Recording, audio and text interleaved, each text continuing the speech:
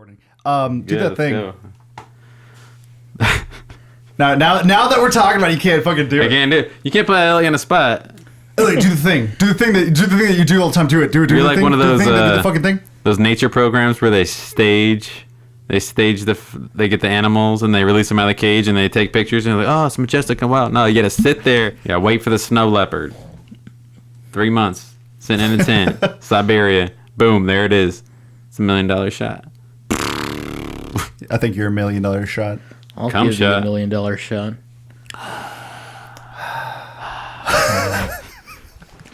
So stupid. Summer's over! I see him in my sleep! I can see your lipstick. Why is he dressed like a fucking dog? Woof woof, Granny! He just keeps wagging at me. Kill it. He's out there. I'm losing my fucking mind! Oh my god. Did you hear that? Pussy whispers.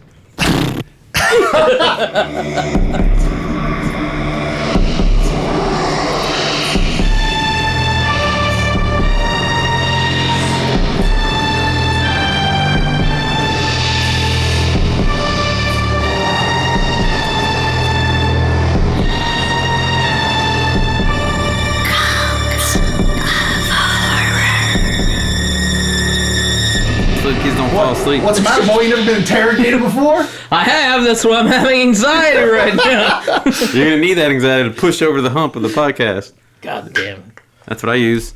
I use my fight or flight to just function normally. That's absolutely true for Elliott. I freeze. You just freeze? I just freeze. I like to do the I'm like a freezer.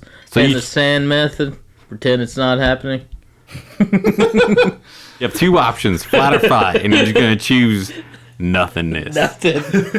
I choose nothing. But yeah, I've never had an energy drink or coffee in my entire life. Like I just function on the adrenaline from the daily anxiety. I can't believe you never had coffee.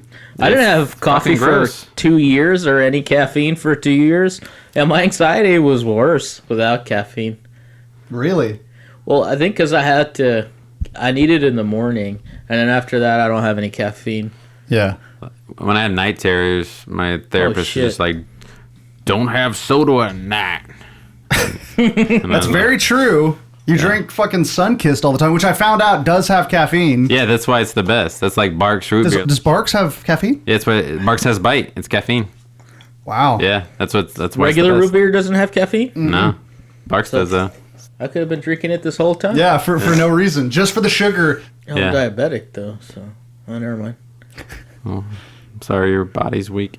You got one of them weak bodies. But yeah, It's too strong for sugar is what it is.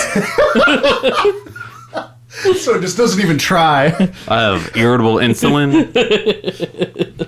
Why are we talking about caffeine? Talking about soda, not caffeine. Oh, Talking about anxiety. my mistake. We're always talking about anxiety. I don't talk about. I don't like talking It about runs I like talking my about it. life. It's uncomfortable. Are we recording?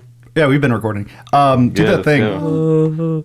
Do y'all remember that show Beyond Belief, Fact or Fiction? Yeah. No. It was the fucking best. That was stupid. It was so stupid, but like when I was a kid, Is I that was the like one with the Star 5. Trek guy? He was in The Next Generation or whatever. Yeah, TNG. Riker. Yeah. Colonel Riker. Oh, so you're familiar with his work? Fuck yeah. Better with the beard, baby. Look it up. Anyway, No what are you beard, doing? no Riker. what are you doing? What are you doing? What are you doing? A doing? podcast? Yeah. And then introduce it. All right. We are the cult of horror. We already have music at the beginning. You don't need to sing it. You just say it. I know. I thought that was better. You know what? It probably. It is. We're keeping that. The months that Hunter spent writing the music for the intro, that was probably better. The whole piss fight you Isn't it guys so sad had. that it literally took me months to make that intro. And I just killed it. God damn it. That's pretty good. That's really good. I think. Get rid of that other bullshit. I think I'm gonna just I was gonna like, keep going. all right. That's good. It's quality. Yeah. Hello, everybody, and welcome to Cult of Horror. This is a monthly podcast where we talk about horror movies and horror culture and a lot of other shit. Podcast. Sporadic. We're an anti-fucking establishment, fucking anti-words, fucking structure. You used to be punk, and that's the best you can come up with for like anti. I'm not gonna lie, I only slept 5 hours, and that's like not shit for me. I went to bed at 1 p.m. Yeah, you're fucking a freak of nature. You can just function on little sleep. It's called being an adult pussy. Well, I'm not an adult. I'm sorry. I'll fucking never be, bro. A lot of random shit. And I'm Eric. I'm also on here. I'm Hunter, and this guy who's about to talk, Hi. Elliott. Hi. Son of a bitch, dude. He doesn't talk when I say talk. Why does he look like that? His hair's too short. That's the worst one. We're going to talk a little bit today about a lot of shit. We got a lot to cover. But first, we're going to talk a little bit about some, current events, things like trailers. I hit something on the way here and I'm pissed off. Like, really pissed off. You don't want to say that. They could legally come back and get you. Oh, yeah, can we delete that? Yeah. No. You guys want to talk about these trailers? I prefer the double wide myself because I'm a bigger gentleman. If you can't put in the back of a pickup and tour the country, I'm not about it. So there's the Gretel and Hansel trailer. Has anybody seen that? I don't like the way they switch the names around. I think they should. They should switch them around. Because every time you search Hansel and Gretel, it's like, what are you talking about? It's like 50. There's like 75 like fucking of those movies. Yeah. And they're all indie films. And this one looks like it's probably going to be the best because it's serious. It's very witchy. I'm digging the witch. I feel like it's pushing some kind of liberal fucking objective here to emasculate America. Okay. If you're certain... Drop your MAGA hat on the floor. You seem like you got a good head on your shoulders. So, oh wait, Gretel is the female, right? I have no idea. Gretel and Hansel. You said, I didn't know that. Well, yeah. So the movie looks pretty interesting. I am just leery because I've never seen a Hansel and Gretel like anything that was ever good. This one looks pretty legit. It does, but I'm just kind of leery. Like, it looks like they might be taking a lot of liberties. They're going to stretch the witch out a bit, but it's good. Grimm fairy tales are legit. Just nobody ever does the real shit. So. Yeah, the witch looks great. And they got that girl from It. They do have the girl from It, which she's fantastic. Awesome. But yeah, I mean, like, I don't know. We'll see how it goes. Now, is it coming to theaters or is it coming to Netflix? Because I've seen it. I have no idea. Ways. Yeah, Okay. so have I. It seems like it's going to be a Netflix original. Yeah. So, or at least they're producing it to where it's like got a theatrical release and then it comes straight to Netflix after. I like when it. That would be good. If Netflix should start doing that shit, putting it in theater and then bringing it straight to Netflix after. Don't like how a lot of these like horror movies that have been coming out do like a limited theater release and video on demand on the same day. Yeah. I kind of don't really like that. Some people do want to see it in the theater and stuff like that, but give me a chance to see it in the theater at least. Yeah, but it's money and stuff. Like, it costs money to keep shit in the theaters. Yeah, but like, that's just the rising tide of movies. Like, everybody streams everything, so... I go to movies once a week, bitch. Did you go this week? Yep. What'd you see? Ready or Not. Ready or Not? Yeah. Here I Come. Yeah. The Fugees song? What the fuck is that? You don't, he's not from California. Neither are the Fugees, idiot. Fugees. So their Blumhouse just dropped their trailer for the Black Christmas remake. I have thoughts.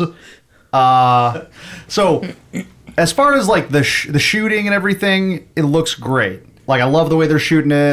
The casting looks fine to me. Now, my issue is that they gave it all away in the trailer, and it's pretty apparent that it's going to turn up like to be, instead of the killer from the original Black Christmas, it's going to be just like a cult of fucking fraternity. Fraternity dudes. Sorority fraternity bullshit. Yeah, like secret which we've skull seen a lot. societies. Which, unless they do it like it seems like somebody wrote a script for this and then brought it to Blumhouse and they're like, yeah, I got this fucking script. And then they were like, that could be the remake of Black Christmas. Yeah, I'm not happy about it. It looks, unless the trailer is like a huge misdirect with the fraternity, it looks terrible. And the killer looks awful. They already showed him like a dozen times in the trailer. Well, they just showed the hooded, it's very reminiscent to the original Black Christmas, though. So we can't do something cooler? Like, it looks stupid, Like dude. what? Like something else, dude. But I mean, that's the whole point Like of Black what? Christmas. Like something cooler. Well, that's the whole point of the original Black Christmas, though, is you really never saw him. He was just like never saw him. You never saw his face. You never saw his face. I saw the face of this dude. So anyway, but yeah, I don't have high hopes for it. But I mean, as always with Blumhouse, with Blumhouse movies, it's like rolling the fucking dice, So I'm hoping, but I don't have a lot of hope. But I appreciate that they keep trying. I do appreciate that they keep trying. I just this year hasn't had as many hits as last year. Speaking of Blumhouse, Into the Dark, Hulu is doing that again. Oh, they renewed. They got renewed for that, so they're going to be funneling more Hulu shit horror movies from Blumhouse. Some of them were pretty good. Some of them were pretty good, actually, and they're I feel like they're getting better as they go. Well, not all. They're all right. Yeah, they are all right. And like honestly, it's a nice surprise whenever one of them turns out to be good. So I like that they're doing that. And this is something that was missing from TV, like I talked about before. Like there's not any good like anthology type like made for TV movies because nobody's watching TV anymore. Like everybody's watching Netflix, everybody's watching Hulu. So we need something like this because when y'all were kids, y'all remember there were some good like made for TV horror movies, like that fucking what's that movie that you had me watch a couple months ago? Haunting? The Haunting. Yeah. That movie was fucking great. Yeah. And it still holds up. Like, and in fact, I would say it holds up more because it's so fucking dated. Yeah. Absolutely. Like, it's fucking great. Every Stephen King movie was a made-for-TV miniseries. Yeah, pretty much. The Stand. They didn't hold up. Salem's Lot.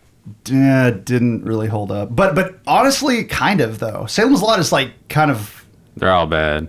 The well, Shining remake. That's a fucking hot take right there. They're all bad. So, In the Dark's coming back. Oh, that's cool. I like that. I don't care what you say, Elliott. You don't like nothing. I don't like it. There's the Haunt. Surprise, surprise. It's Haunt. It's Haunt. Haunt. The trailer for Haunt, where it's basically people going into a haunted house, not like ghosts, but like Halloween scare haunted house, and it's full of actual murderers, which has never been done. So I'm excited for that because there was never any like funhouse massacres or anything like that ever made. Never a funhouse massacre. Hey, you know what? Like Eric was saying about this when he heard about it. If it ain't broke, don't fix it, baby. Hell yeah, brother. Well, if it ain't broke, then they're all You know like, what? "Why don't you just do it again?" Let's try to break it. We need more movies called Haunt. I can't. We just do. Like Hansel and Gretel, we need that for Haunt. Because I know there's at least 13 movies called Haunt. There's The Haunting, Haunters. No, they're Haunted, like legit Haunt. movies that are just called Haunt. Haunt. Yeah. There's one that I keep passing on every streaming service ever. Well, this is a Keep major passing it. motion picture from a major company that's going to be released majorly. So Who is it? New Line? as Is it of New now, Line? it's the only Haunt. What's it? Orion? I don't know. Lionsgate. Do they do shit anymore? Lionsgate? know. I don't I don't know. think they You're do. the Magnolia? movie man. Is it Magnolia? I think It's they're just Magnolia, dis- isn't it? There might be distribution now. A24, what's up? Yeah, whatever happened to that movie, The Lodge? The fuck are you talking about? Like, I kept seeing that trailer for that movie, The Lodge, which, by the way, I'm very excited about. Yeah. And I don't know. I just stopped seeing trailers for it, and I thought it was supposed to be coming out around this time. I don't even know what movie Look you're it up. talking about. You don't? It Dude, looked pretty oh my good. god, the trailer looks amazing. The Lodge. Trapped inside a cabin by a fierce blizzard, two children and their future stepmother fight for their life against an unseen evil force. Yeah, it comes out in November. It's coming out, November 15th, 2019. So you just gotta be I fucking patient, hate when baby. trailers are like coming soon. What? Soon in like a year? It's a neon film. Yeah, so that's American cool. British horror movie. Oh, okay. But yeah, the trailer looks fucking awesome. Yeah. Looks really Oh, now I know which one you're talking about. Got It that was other like- kid from It. Yeah. It was being advertised pretty heavily around the Sundance Film Festival Yeah. time. Yeah. Yeah. Early this year. And now the trailers have kind of fizzled, which Yeah. is kind of like, I don't know. That kind of seems like a bad sign to me. But I'm very excited about that movie. That one and the fucking... Did you see the trailer for, what's that movie, The Lighthouse yet? With the guy Yeah. from The Thing. From Twilight? Yeah. It looks pretty good. Yeah. Yeah, it does. I saw a review where it's saying it's not for the faint of heart. So Oh, it's supposed- shut the fuck up. It's gonna be pretty I know what it's brutal. going to be. It's going to be like some fucking, like octopus, like giant octopus movie. I don't think so. It better not be like that other Lighthouse movie we saw. Where With the dude... fucking fish people. Yeah, attack where he that fucks shit. a fish lady. That Yeah. was fucking awkward. Everybody fucks fish What ladies. movie was that? It's on Shudder, I think. What is that movie called, Elliot? I don't remember. I think it's The Water Guardian or something. I The don't know. Water Guardian? The Shape of Water? No. The Shape of the Water it was Guardian? called like Cold Skin or Yeah, something. Cold Skin. Yeah, That's what it yeah. Oh, is. Cold Skin. I've never seen that movie. I mean, it All could right. be. But, But yeah, I don't It's think the beginning. lighthouse has a giant octopus. I saw tentacles, dog. Yeah, I think that's Not only part of the octopuses have psychological tentacles. part of it. Well, that's the thing. Like, I think they're gonna try to do the psychological thing, but then actually like embed like a real monster in it. I don't think so. I think it's all just gonna be like fucking paranoia. Oh, you hate that. We'll see. You hate the shit out of that. I'm still gonna watch it. It looks amazing. Oh, absolutely. Also coming Panic! out is a documentary, Rickles the Clown. It's a documentary Oh, yeah. about a clown, I think in Florida. That's who, what like, they you can nicknamed my hire penis in college. God. Rickles. Rickles the Clown. Hey. They used Wow. to call me Tootsie Roll. For more than one reason. It wasn't. Can they go into the explanation of why they called it that? I mean, fuck. You already brought it up. but why not? But it's Wrinkles the Clown is, I think, a Florida-based clown that you could hire to, like, stalk people and scare children. And I guess they're making a documentary about the guy behind the clown. And it went viral because everything does now a few years ago. And the whole everybody's scared of clown things. Yeah. So I think that's probably going to be a good documentary I'm going to watch. No, and absolutely. last, the Banana Splits is on Oh, I was gonna watch DVD that. and in digital talk- release. I might as well just go to Chuck E. Cheese. But yeah, it looks like it's kind of like using a major franchise and jumping on the Five Nights at Freddy's bandwagon. Right. Well, you know the story behind why they did that, right? Because a few years ago, a lot of like younger kids, like back in like 2010, it was a big deal because people would watch the Banana Splits. They put it on Adult Swim for some reason. And people are like, hey, this is fucking creepy as shit. Like, somebody should make this a horror movie. And then, like, it's kind of like taking that idea and then, like, running with it. Yeah, but it's the miracle that whoever holds the right to Banana Splits is going to lend that to a murdering children's horror movie. I mean, fuck, what? Nobody else even remembers it. It's from, like, the 60s. Yeah, but it's like the theme songs are everywhere. Yeah, true.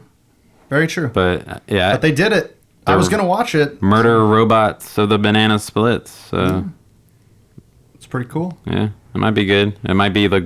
Doubt it. Yeah, I was watching the trailer and then like I was like, hey, but then the Banana Splits are the only famous people in the movie. Everybody else is just like people I've never seen before. So it's like, Well, that's Nah. not necessarily bad. so it could be like low budget. You're going to be low budget. So what else you got? That's it. I think I don't remember. I saw Scary Stories, and I'm sure there were like trailers in there, but I don't remember them at all. Yeah, I've seen a lot of fucking movies this week. What's one of them? There's one of them that's like I see the trailer and I'm just like, that's fucking stupid. I keep seeing the trailer for that new Will Smith movie, Oh yeah, Gemini Man. like Gemini Man. I'm just like, dude, come the fuck on. We get it. You're trying to show off how CGI is like better now. De-aging people. Like, yeah, de-aging. Because honestly, it is. It's good at de-aging people now. I think it's cool that Will Smith is playing the Gemini Man and the Omega Man. So he's the only actor to do both. So, yeah. I hate you. I hate Elliott. What? That's me. I feel attacked. Nah, I don't care. I feel attacked. I hate myself. I'd hate me too. I'd hate me too. I like what you did with that, though. I do. At the Halloween sequels, announced Anthony Michael Hall joining as Tommy, and they're bringing back the original Lindsay Wallace from the first movie to be in it. I was kind of upset that Paul Rudd didn't resume the role of Tommy. Because it's too comedy now. Yeah, well, he's a big star. He would totally do it, though. But Paul Rudd. But Anthony Michael Hall is making me think like the next Halloween movie is not going to be good at all. But is Danielle Harris going to make an appearance? What? Danielle Harris? No, I don't think so. She doesn't exist. She doesn't exist in this. Or does she? This timeline. Y'all want to hear my theory? I know you don't, but I'm going to tell you anyway. My theory is that this is like John Carpenter and Blumhouse's joint duo to like basically do Halloween how they wanted, but also like take bits and pieces of what already has existed and reincorporate them. So I think we're going to find out in the next film that Michael actually is Jamie Lee Curtis's brother. I've thought that too. And then also like that Jamie is the daughter, like that like a long lost daughter. Yeah. Like all that shit actually did happen, but just in an alternate like I don't think they're gonna do that. They wouldn't have made it a point to like in the 2019 one. They would have made a point to be like they're not brother and sister.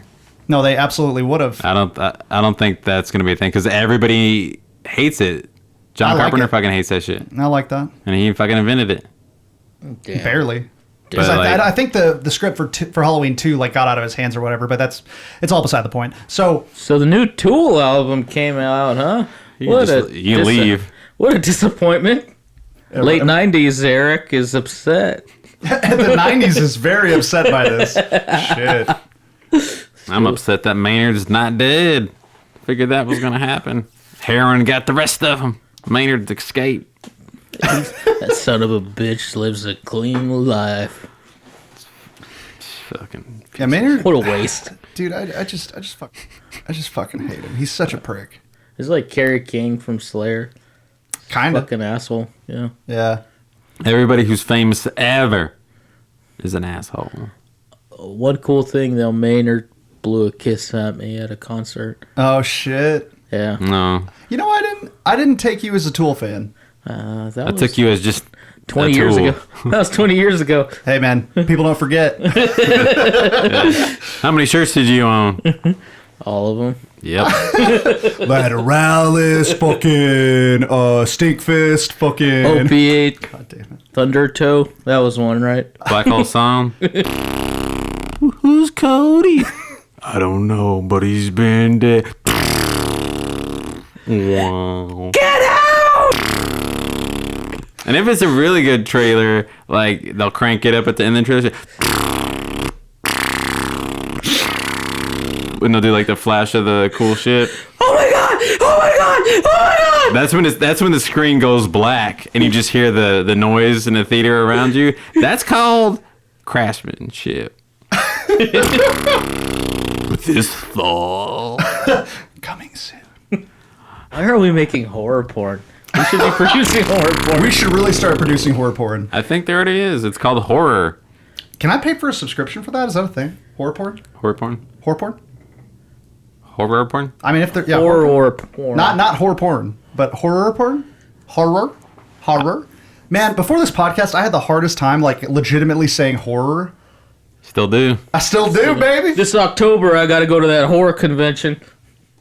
Dude, every year, every time I go to Frightmare, like Kinsey's dad, like always hears, he's like, "Hey, I heard you're going to the horror convention." You got a ticket for two? Yeah, he's like, "You got an extra ticket to the horror convention?" You're not going to bring back crabs for my daughter, are you? Yeah, at the horror convention. Anyway, he's a really funny guy. So let's get this going. We got a shitload of. This is a very special episode in which we're going to forego our normal format and just talk about all the movies we missed. I like how he hesitated before he said format. Yeah, he's like format. I don't know what to call it. Format. Like I wouldn't even call it a format. I'd call it just like a Clusterfuck. clusterfuck. So we're ditching that method, and we're gonna kind of catch up on all of the movies that we have missed, and some of them that are still currently in theaters. This is just going to be our catch-up episode where we review all of the summer films. In summer review. It's a titular line. God damn it. Oh, But in reverse. You're going back to school. It's back! Somebody needs to make that a song like going back to school, everybody likes school. Nah, I guess you can't. It's only cool in the summer. That's not relatable. School's back in session. It's like a Kmart like back to school sale. Protractors, rotractors, endotractors. Protractors, rulers, and pens, all $1. Erasers, we got those. Big, small, medium. We got it all. Come to Kmart. All right, so we're gonna start in order. June 21st was the release of Child's Play 2019. A very, very controversial review this is going to be, probably. So, if you don't know, Child's Play 2019 is a remake of the 85 or some shit. Who cares about dates? Okay? The plot is the movie kicks off immediately in I think it's a Chinese, I already don't know, a Chinese like factory where this toy maker gets fired, and when he gets fired he gets fucking angry, and he like just puts a false code before he leaves the company to kind of create a bad batch of Chucky dolls, good guy dolls. Because these dolls are supposed to be like, kind of AI, like Alexa and all that. Yeah. Where it kind of learns and, it attaches to everything, Wi-Fi in your home. It's a smart doll. Yeah. But it's not supposed to use profanity. It's, it's supposed to be a good guy and not be allowed to do all these bad things.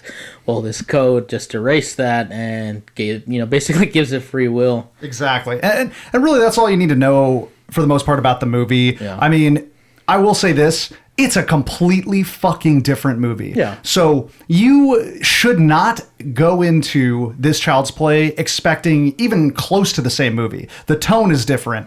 The vibe is completely different. Everything about this movie is completely different from the original, except that they just used very, very loose things from the first movie, like the character names and Giving the doll for Christmas. Yeah, getting the and doll. I'm working at a department store. It was like down to the thoughts about the movie. I will say this: people really liked this movie. Generally, the reviews are good. The reviews are like 6.7 out of 10, or like I've seen 7 and a 7.5. I think I was more upset at my own thoughts or expectations because I really liked the idea and I don't feel like it was executed well. Up to a certain point. That's all I gotta say about that. No, it's not. No, it's fucking not. I was a little upset at the negative reviews it got, or all the hate before the movie came out. Yeah, before the movie came out, I was upset. I disagree, but go on. I will also, in the end, join those folks, but I was upset that nobody... I feel like I'm fucking screaming. Yeah. Oh, you're heated. Because you always do one earphone Yeah. up. Oh, yeah. You I are lost my fucking screaming. But it's fine. So, I'll start off with I like the idea. When I heard the idea, I was like, that's cool. That's, up to date. More for this generation. And then I saw the movie. And it was shit. I was upset that nobody was giving it a chance. And I also kind of was thinking that movies like this, they need to stop calling them remakes. Because it's not a remake. It's a complete reimagining. It should have had its own name. and they should have just titled it "Inspired by Child's Play." And they should do that with a lot of these fucking remakes because it's not that movie. Kind of like with Black Christmas. Yes. Yeah. Look, fucking call it Christmas Massacre, inspired by Black Christmas or something. Give homage to that one, but understand it's a completely standalone film. I think that's a great idea and very respectful. Yes. I think they get the reboot is how they get away with that, where it's like it's not a sequel, it's not a reimagining, it's not a remake, it's like a reboot, which is probably more on point with them just doing the cash grab. They have the name, so they can do whatever the fuck they want. You could still put the name in it, but call it something else. Well, yeah, but still. Come up with some like originality besides like a twist. The reboot is just like, we're gonna fucking try to squeeze more money out of this successful franchise. Well, like the execution, like that's really the only opinion you can have based, because story-wise, that's really the only way they could go, because the original was like a serial killer put a voodoo curse on a doll, put himself in there, and then so you have a doll that is, has a personality, that's a person. And this one, when you make it AI, you have to erase like all that subplot, all that backstory. Yeah. So it had to be what it was, if that's the way you're gonna, like, if they want to base it in any kind of like reality and get rid of any 80s shtick, like this is kind of how it had to be. My argument is, like, why would you give a kid a smart doll that's in charge of like everything in the house?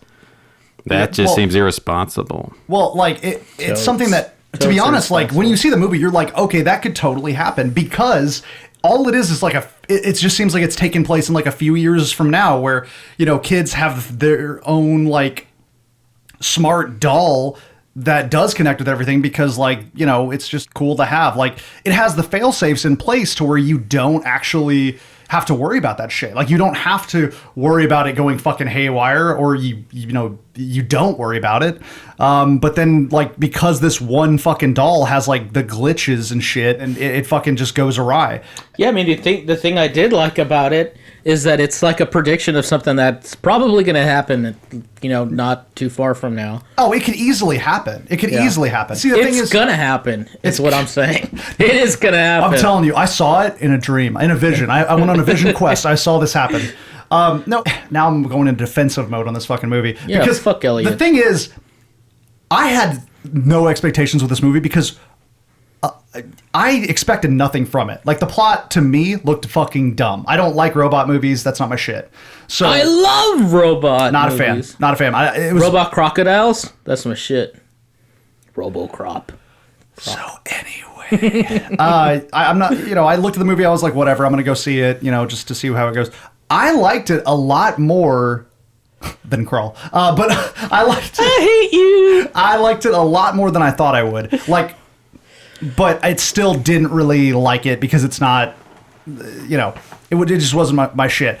The cool thing I did like about it is that it has like the whole reason that the doll even got to the point, like, even with those fail-safes gone, the doll was still like going by the general rules. It just it had its prime objective, like in RoboCop. And honestly, it was a good doll. And it was trying to execute that, because all he wanted was the friendship. It did whatever it had to do to be Andy's best friend. Basically, it made the doll human, to where it had like the need to please and the need to interact with people, and it was just it's like the over-attached girlfriend or boyfriend, whichever you have had. When the doll was learning from all the kids and stuff like that, it taught the doll to be shitty. Yeah, it taught the doll unintentionally to be like fucked up. Like, this is not your typical Chucky in any way, where he's like a sassy fucking like asshole. It's like a good-hearted kid almost that just took things too literally. Yeah, when he's like, I wish you would leave. Okay, I'm gonna kill him, because that's what you want. Well, it shows the progression. Like, that's what I do like. It shows the progression from that. It was learning. It was learning, and it shows how like it could jump to this conclusion and things like that. That's the part I did like about it, and that's what impressed me, because the plot honestly wasn't that bad. No. Really the main thing that killed this movie for me, I just cannot stand that fucking CGI. I cannot do it. It was so cheesy. It was not scary. It took me completely out of it. And I know that a lot of people just got over that, but I can't. Like, I can't do it. So He won't do it. So you're saying the execution, like, error. I'm saying the execution was not bad because I just didn't like the ending. I didn't like the way it ended. I didn't like it either because it built. Here's the thing: it built up very, very nicely. Honestly, the ride was pretty good. And Aubrey very, very Plaza nicely. was fucking awesome. The way Actually, it all in that wrapped movie. up was When is she not was awesome? too easy. Moving on. Yeah, no, she was great, and all the actors in this movie were great. But Mark Hamill as Chucky. yeah. Is that all right? Well, it was fitting. I would say it was fitting because this is a different Chucky. Mark Hamill, that's the like figure skater, right? Yep. He invented the double axle. Basically, that's probably all I'm gonna maybe say about the movie. I'd honestly give it like a 6.5. I'd give it a 5.3. So you guys were down with it. You just didn't like how they made it. No, well, I don't like the way you just overgenerate. condensed everything we said into one That's sentence. It what all I did. matters, Elliot. No, No, you guys liked it. You liked the plot. You thought it had potential, but you didn't like the ending. You don't like the way they wrapped it up. You don't like the CGI and how they executed the movie. It was kind of like how your parents feel about you. Like, they love the idea of you. It started off well, but it just didn't end the way, you didn't grow up to be the person we thought you were going to be. It was. it was like it was like when you see like a behind the scenes of a movie that was shitty. It's like where it was really fun to make. It just the final product when they put it out wasn't what we wanted. yeah, long You story short, disappointed your parents. In summary, I think the movie was fairly well written for a remake. To be honest with you, It's not a remake! it's a reboot. Definitely or reimagining. catered to like a new generation.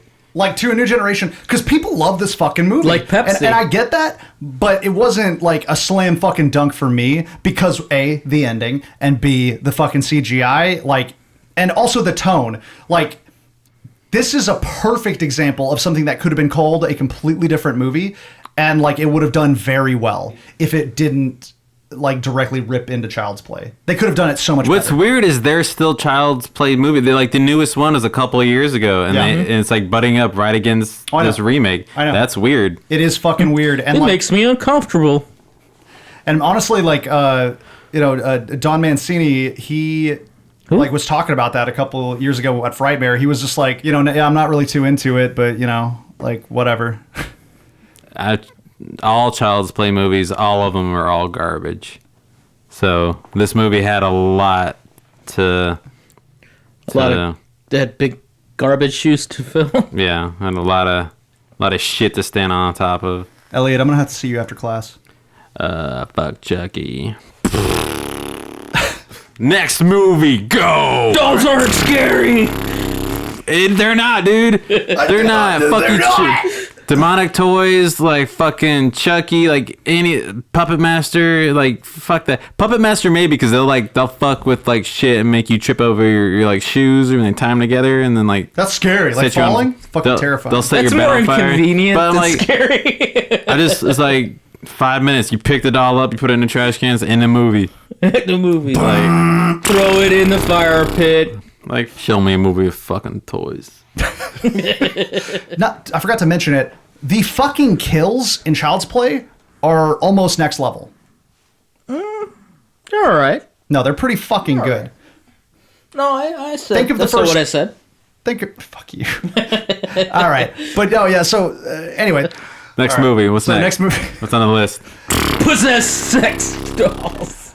All right. So the next movie on our list. What's the date it was Oh, and released? by the way, for Child's Play, you still can't find it anywhere. It's not on video. None of this shit's going to be on video. Well, yeah, but maybe it is by the time this comes out. Doubt it. Yeah, because it's gonna take like doubt 2 you. months. Yeah, it's going to take 2 months. So, Eat a dick. so the next movie came out on June 26th, and it is Annabelle Comes Home. So this Fucking movie, more toys. More toys. more toys. This picks up where our favorite movie left off, Annabelle Creation, where the Warrens go pick it up. Actually, I guess it's Annabelle 1 that it picks up on. Yes. This is a sequel after the prequel. Pretty much. So they realize pretty quickly that Annabelle's kind of like a conduit. It's kind of like a beacon, a lighthouse to all spirits and all dark entities. So that's pretty much the setup for the movie. They take Annabelle, they put her in the glass case, and where she can't hurt nobody. Well, they have this room with all this Yeah. fucking possessed, haunted, evil shit, and they take Annabelle down there, and it's like activating everything else. So they just happen to have this glass case from some church that's like holy, so it can contain the evil No, they just in this bless glass case. No, but it came from some church. It's made from And the then- wood that the crucifixion took place on several Basically. years ago. No, it was that wasn't it. That I wasn't don't it. care. It was a glass case. It was just a glass case. And This then they blessed came it. from... The evil is contained. This was on sale at IKEA. This house is clear. And then the movie continues. So Hijinks ensue! hijinks entire plot to this They movie. bring home the literally doll. They put her in the basement with the haunted other dolls. Hijinks ensue!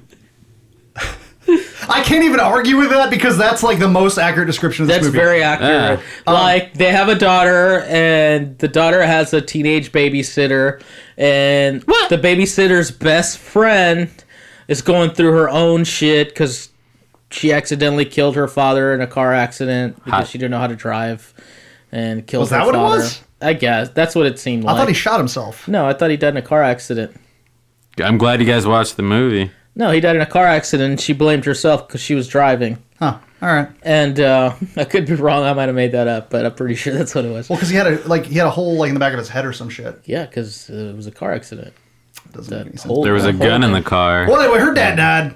He was JFK. She was driving the car. That's what it was. Somebody shot him. Somebody shot him from the fucking.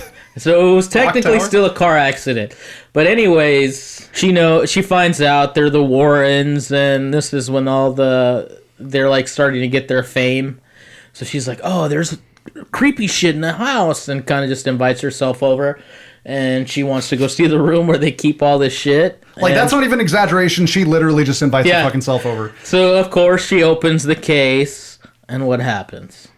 Hijinks ensue. Hijinks fucking ensue. Correct. And by the way, I'm sure y'all already know all this because it's in the trailer. It's in all the of it trailer. is in the fucking trailer.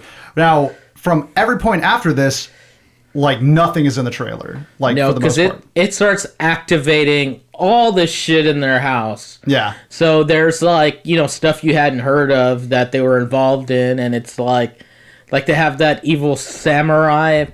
Yeah. Costume. That was pretty creepy. Yeah, that was fucking creepy. And then there's ghosts and all kinds of weird shit. Yeah, there's fucking hellhounds, shit like that. It's kind of like at the end of the school year when you finally need to clean out your locker and there's all this crazy shit in there. That's No, kind of I like the way I said Fucking it better. hellhound, fucking like maybe drawings. Yeah, probably. That's Elliott's life. Look at this sandwich. Is that Mold the Mother Mary? Like, but no, yeah. So basically, this I would say this movie is kind of Right on par with the rest of them. right on par with the rest of it. It's like my second favorite Annabelle movie. Yeah. Would I say that it's better than Annabelle Creation? Fuck no. Annabelle Creation was fucked up. Yeah, that was the good one. Like, that out was of the good one. trio. Annabelle Creation's still the golden child. The only thing I liked series. about the first Annabelle movie was that it took place in my hometown. yeah. Yeah, that's about like the first Annabelle movie. Pasadena? That's where I'm from. I did like that in the first Annabelle movie. It was kind of more just like they were using her creepiness, but they Yeah. knew that they couldn't fucking just keep using the creepiness. They knew that there had to be actual shit happening. Like, so that's why they're doing that in the sequels. But I will say, Annabelle didn't do fucking shit in this movie. All she did was be like a fucking conduit. That's it. Everything else was all about. This was literally what we were talking about the fucking. Elliott actually called it. Elliott called it touching fingers The- right now. the You end- can't the see it, but they're end game? touching the end fingers. game of the fucking Warrens. Yeah. Like, this is just like the Avengers coming together and just like causing terror on this like little house. Now, I will I'm going to say, do a spoiler, because I'm going to do a spoiler, because it was my favorite part of this movie. that's fucking, I mean, it's been out. End of the movie. Spoiler alert. Like, Like the Warrens are in the beginning and in the end. Like, they're That's not in the movie They're not at in the all. movie. But the kids finally like get it all under control.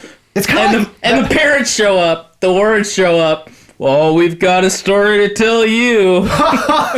no, it really is. It's like that movie The Pit almost. Yes. Like it's like the plot of The Pit, but like The Pit's much better. Yeah. Pit's a better I'm film. not gonna argue. It's I'll argue because I like to argue, but I'm not going to. Yeah, I know you won't argue on that one. So yeah, I fucking hate that doll. That's the stupidest doll. Annabelle looks garbage. I hate that. Well, why don't you make fucking a better doll. one, asshole? Give me some clay. I'll do it. We're I'll going do to it. the Hobby you got Lobby. a lot of talk, Mr. Art Man. We're going to Hobby Lobby after this, bitch. Give me a potato and a pear knife, and I'll do that shit. Oh, dude, I would love to see Elliott make a scarier potato than Annabelle. Dude, like, why? Why does she look like that? Challenge accepted.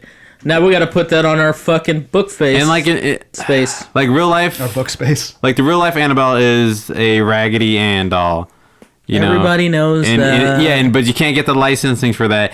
But even if they did, they want to do it because it's like, oh, it doesn't look like a demon doll, like no one would ever fucking make. So let's make a demon doll that looks like a fucking dried out fucking apple core. To me, a regular Raggedy Ann doll would be fucking creepier than this Annabelle. Because it didn't go with the whole where it's disarming, where it looks like something innocent, but it's not. They went with like, let's just make it look fucking stupid to begin with. Dude, porcelain dolls freak me out. It's like when people draw skulls, but then they put like the evil like brows on it to make it look mad. It's like The gangster yeah, it's like eyebrows.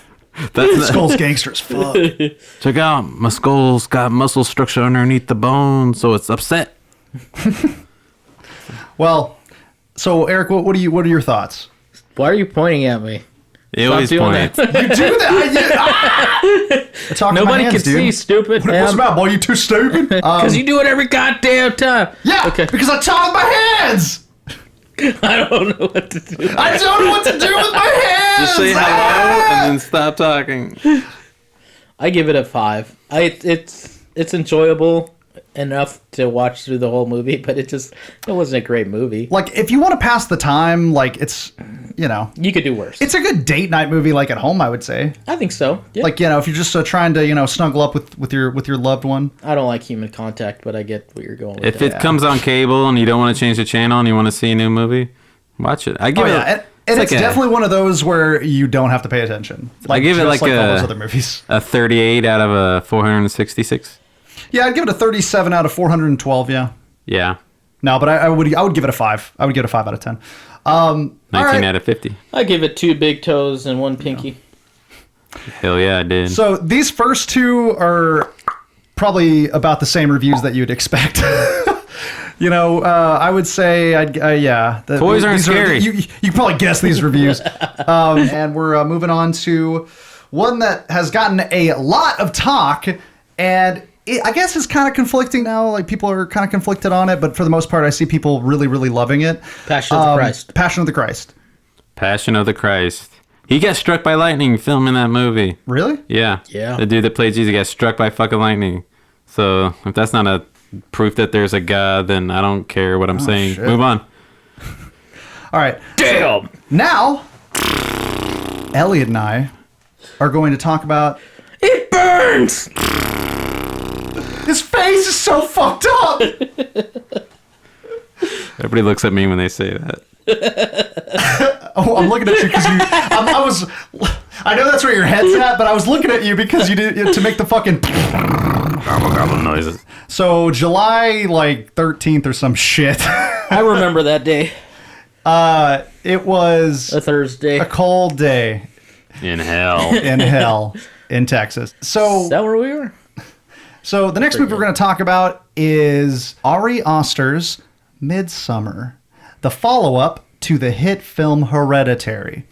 Now, as a lot of you may know, this is a completely different film in almost every fucking way. I would also go as far to say that it's barely a horror film. It's more of a disturbing thriller. But it all depends on your take on it. We're going to talk a little... We're probably going to do the most spoilers on this fucking movie, so if you want to miss that or what have you, probably skip ahead a few minutes. And we went to go see the director's cut in specific. I saw both. it 2 times. And I will definitely kind of talk about my experience with that. And Elliott definitely has some shit to say about that. So, Elliott, do you want to kind of go over the plot a little bit? No. I don't remember the plot. There's a plot? The plot is definitely a plot. all right. Spoilers, not really, but kind of. Here's So there's this young college student, female, is in a relationship that's kind of on the rocks. Meanwhile, she is searching for her bipolar sister. And then that leads to learning that there's been a family tragedy and she's kind of like fucked up over it. And her boyfriend and his group of friends are going to Sweden for a summer equinox festival. And she goes with them. They go to this like pagan religious commune that's having this month-long festival for the summer equinox, and hijinks ensue. Right? That's the plot. That's a good recap. Yeah, I mean, I would say some hijinks ensue, definitely. So, basically, that's a good setup to the movie. Now, Elliott, do you want to go first? I don't know what I should say, because there's like definitely major like 1, 2, and 3 acts of this movie that are like, they all have their own tone, almost tones and spoilers and undertone and undertones and undertows and like currents and I mean tidal waves, crests. So I will say this. I guess I'll start. So basically, this movie, I watched it the first time and I really wasn't sure how to feel about it. I watched it in the theater right around when it came out, and I was just kind of thinking, like, I guess I was expecting more scariness to it. And I was more so concentrating on that because I thought this was going to be, because Hereditary scared the fuck out of me. It really got to me, like, deeply, because it made you feel those emotions that you didn't expect to feel in a horror movie. I don't want to feel. Hereditary definitely went like it hits you over the head with some of this stuff. Like, where, it's like deep dread and depression. Like Midsommar kind of like crept in there. Exactly. Like Hereditary like beat you with bludgeoned you with it, with emotion. Midsommar kind of creeped in and kind of just like slowly you start to realize that like molested you with emotion. Well, kind of. That's how I felt. So basically, It reminds me of seminary school. I bet it does. Okay, so I went to this movie and it's like I wanted to see this movie, so I remember I sat down. We went to go see it like at 10 o'clock at night. And it's a 3-hour movie, so we got there like 1 a.m. But I sat down and I was just from the get-go, opening shot, like I'm fully invested, I'm immersed, like I'm just like ready to go, like pour it into me, which is like the wrong his move. chakras were like all aligned. And I will also state this. I wanted to give Midsommar another shot, so I went to go see the director's cut with Elliott, and I was thinking like, okay, the thing I didn't like about it the first time around was, to me, there were parts that were missing, like that the obvious parts that were missing for me. I thought the director's cut would fill in those gaps and Fill them. to kind of pay attention more, because this movie littered with fucking Easter eggs. Like, it's almost like every single shot is so open, like there's so much space, but there's also like little bits and pieces in every fucking shot for you to collect and kind of get some of the lore, like understand some of the lore behind it. So I thought to myself, you know what? I'm going to maybe go into this with a different mindset. So I partook in a substance and yeah, I got high. Drugs! Oh my god! And I watched the movie with Elliott, and so watching it like that, it was fucking amazing. And I don't think it was because that I was high. I think it was. Then why did you take the drugs? Well, I thought it would, but it did nothing. but You're a loser. Like, no, it made me. Boys and girls, Hunter is a loser. Yeah, I know. A lot of scenes in the movie where people are high and it's very trippy. Yeah. There's very some hallucinogenics. Right. And it, like, I will fucking applaud the shit out of this movie because it did it so fucking well. Like, it made a light fucking shrooms trip, like, kind of feel like you're on shrooms. Like, So it put in the work and it got it done. yeah. Okay, this movie basically is Wicker Man getting the heredity treatment and Kind of. Yeah. and it's a good movie. I will never see this movie again, but this movie Never see this movie this is a good movie. It's Ever. extremely long, extremely slow. My own, like, it's extremely well acted, just like Hereditary, with Toni Collette. Like, I mean, the female lead in Midsommar, fucking phenomenal. Like, it's a good fucking movie. It's hard though. It's a hard watch. If I went down, I was just ready for it. Oh, you went down. And then a lot of things got to me. It was early on, too. It was a huge trigger for me. There's because I was down with the sense of dread, the suspense. I expected all that. I expected the mystery. I expected, like, things are gonna fall apart here quickly, and all these people are not gonna catch on, and then they're gonna catch on, and it's gonna be too late, and then it's gonna end badly for all these people. I went in there expecting that. But they had like couple fights that were just a little too well written, that were too real, that affected me. It was like, fuck, Made me dude. uncomfortable. See, that's the thing. And you feel like you're there too. So, like, while, like, these fights, that while they're happening, you feel like you're a bystander. And it does that through the entire film. The reason this film has to be so long, I feel like, is because every shot makes you feel like you are at this fucking, like, Swedish festival. Yeah, they did a good job. It's because it's not there, like a regular horror movie would build dread. This is like building just being uncomfortable. It's playing on, especially I think as an American audience, it's going to play on your xenophobia, where you don't like what's going on. You're a fish out of water. This is all extremely foreign and uncomfortable, and it's going to play on that insecurity that is ingrained in you as being a fat, stupid American. Like, Hey, it's in why the, did you like, look at me? I recognize You that. fucking said, "Hey!" Yeah. Don't, like, raise your hand when people say stupid Yeah. people, raise your hand. Idiot.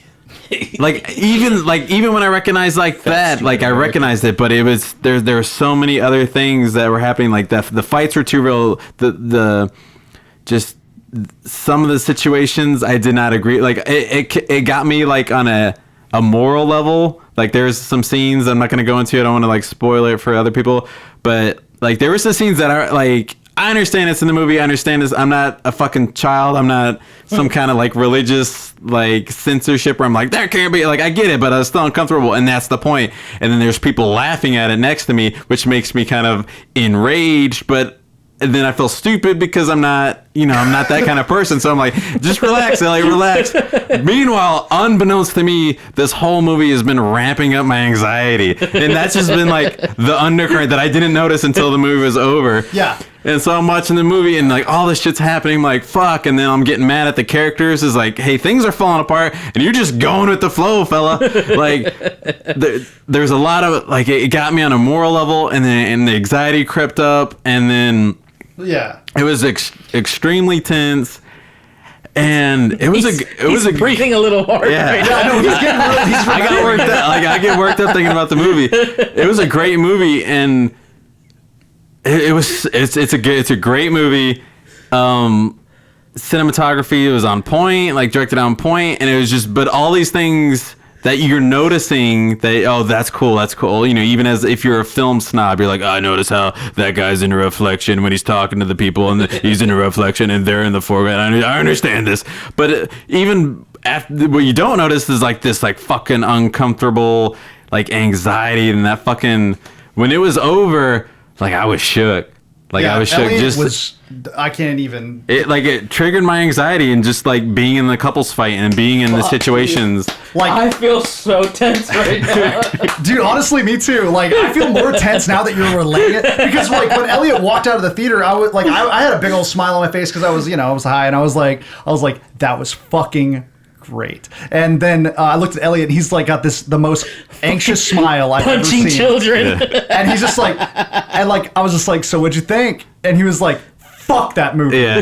And I was like, I thought he was like, oh, this movie sucks. This movie fucking. I was just like, there's no way he thought that. And so we walk outside, and he's just like walking circles in the parking lot. yeah, he's just like, man, that was wrong. That was Fist fucking all wrong, balled man. up. That movie, fuck. That movie, like, and so I think you said it too. It makes you feel like a shitty person when you walk out. You feel shitty about yourself.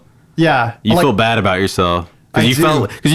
because it puts you like I don't think I've ever been in a movie that puts you like you're with this group. Like Immersive. They're like outcasts in this larger community, but like you're there with them. Like I've never been in a movie where it puts you like that. It's like it fully immerses you, and I feel like that's something that's missing with a lot of cult movies. Like, because that's the whole deal. The Endless was like that. No, this is way better than The Really? Endless as far as immersion. But I agree with you. Shut your mouth. I still love The Endless.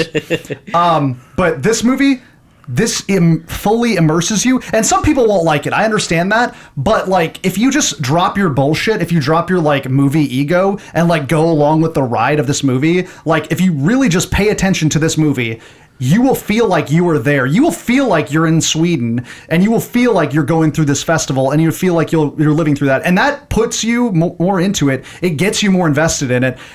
And for that reason, this movie is like a fucking trip, man. Like, yeah. And by the way, I feel like it's gonna hurt my self-esteem to watch that movie. It will. It felt bad. I felt bad about everything. Like because like you feel like these are your friends, like you feel like these are your shitty friends, Yeah. and like when stuff starts to happen to them, you feel like you're them, kind of. yeah.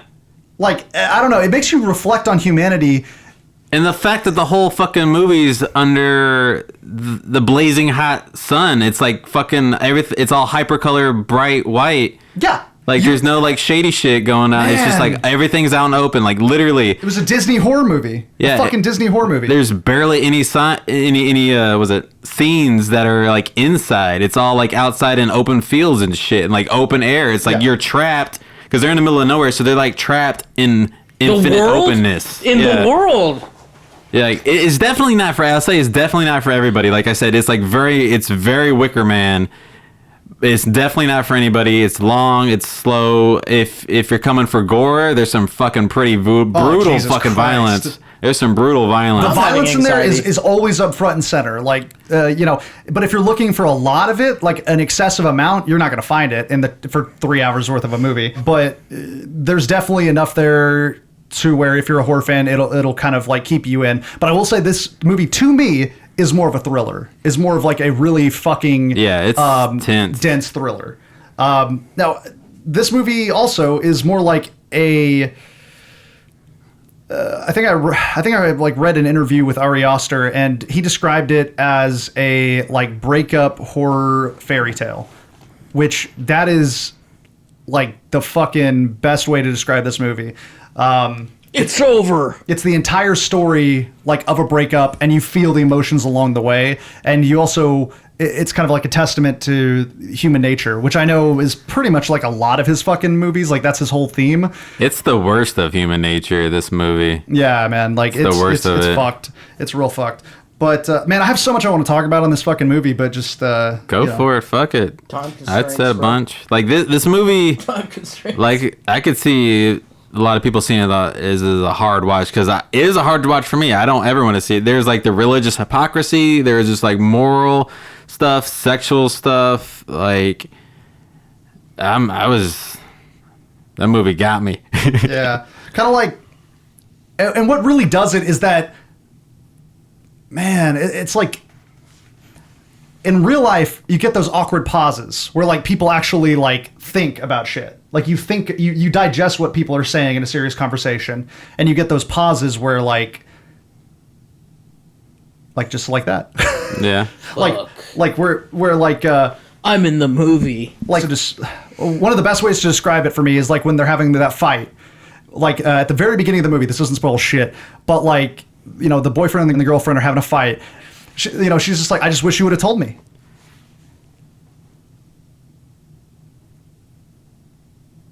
I think I should leave. I think I'm gonna leave. And she's like, no. It was me. It was my fault. Don't leave. There's some. Oh no, I'm talking during his thing. Yeah, I think I'm gonna go. Yeah, like Yeah. just I don't know, scenes like that, man. Anger you. They can, like, if you don't like, but I don't know, man. Like it feels so much like real life. It doesn't feel like a movie. It played on a lot of insecurities of a lot don't of have any. people. My only like criticism of the movie is kind of like at the end when people finally start figuring it out that it's too late. And then it kind of turns into like Friday the 13th where you open the closet and then a body falls out and then you turn around and there's another body that's been on the couch the whole time that you didn't notice. And then you walk outside and you trip over the other body of all your friends that have been missing all day. Like, Yeah, it kind of like Fucking Thursdays, man. just unravels like that. That would kind of be my only criticism of the movie. I would say, like, definitely that. Like, everything waits till the end before it really goes off. You know, but It seems like if you were there, though, you would have noticed, like, all these things. well, maybe not. Maybe you didn't go into the fucking cow room. There's a cow room? Oh, there's a fucking cow room, There's bro. a I'm in. chicken room. I'm in. Yeah, I'm maybe Chicken go coop. to the coop and all that.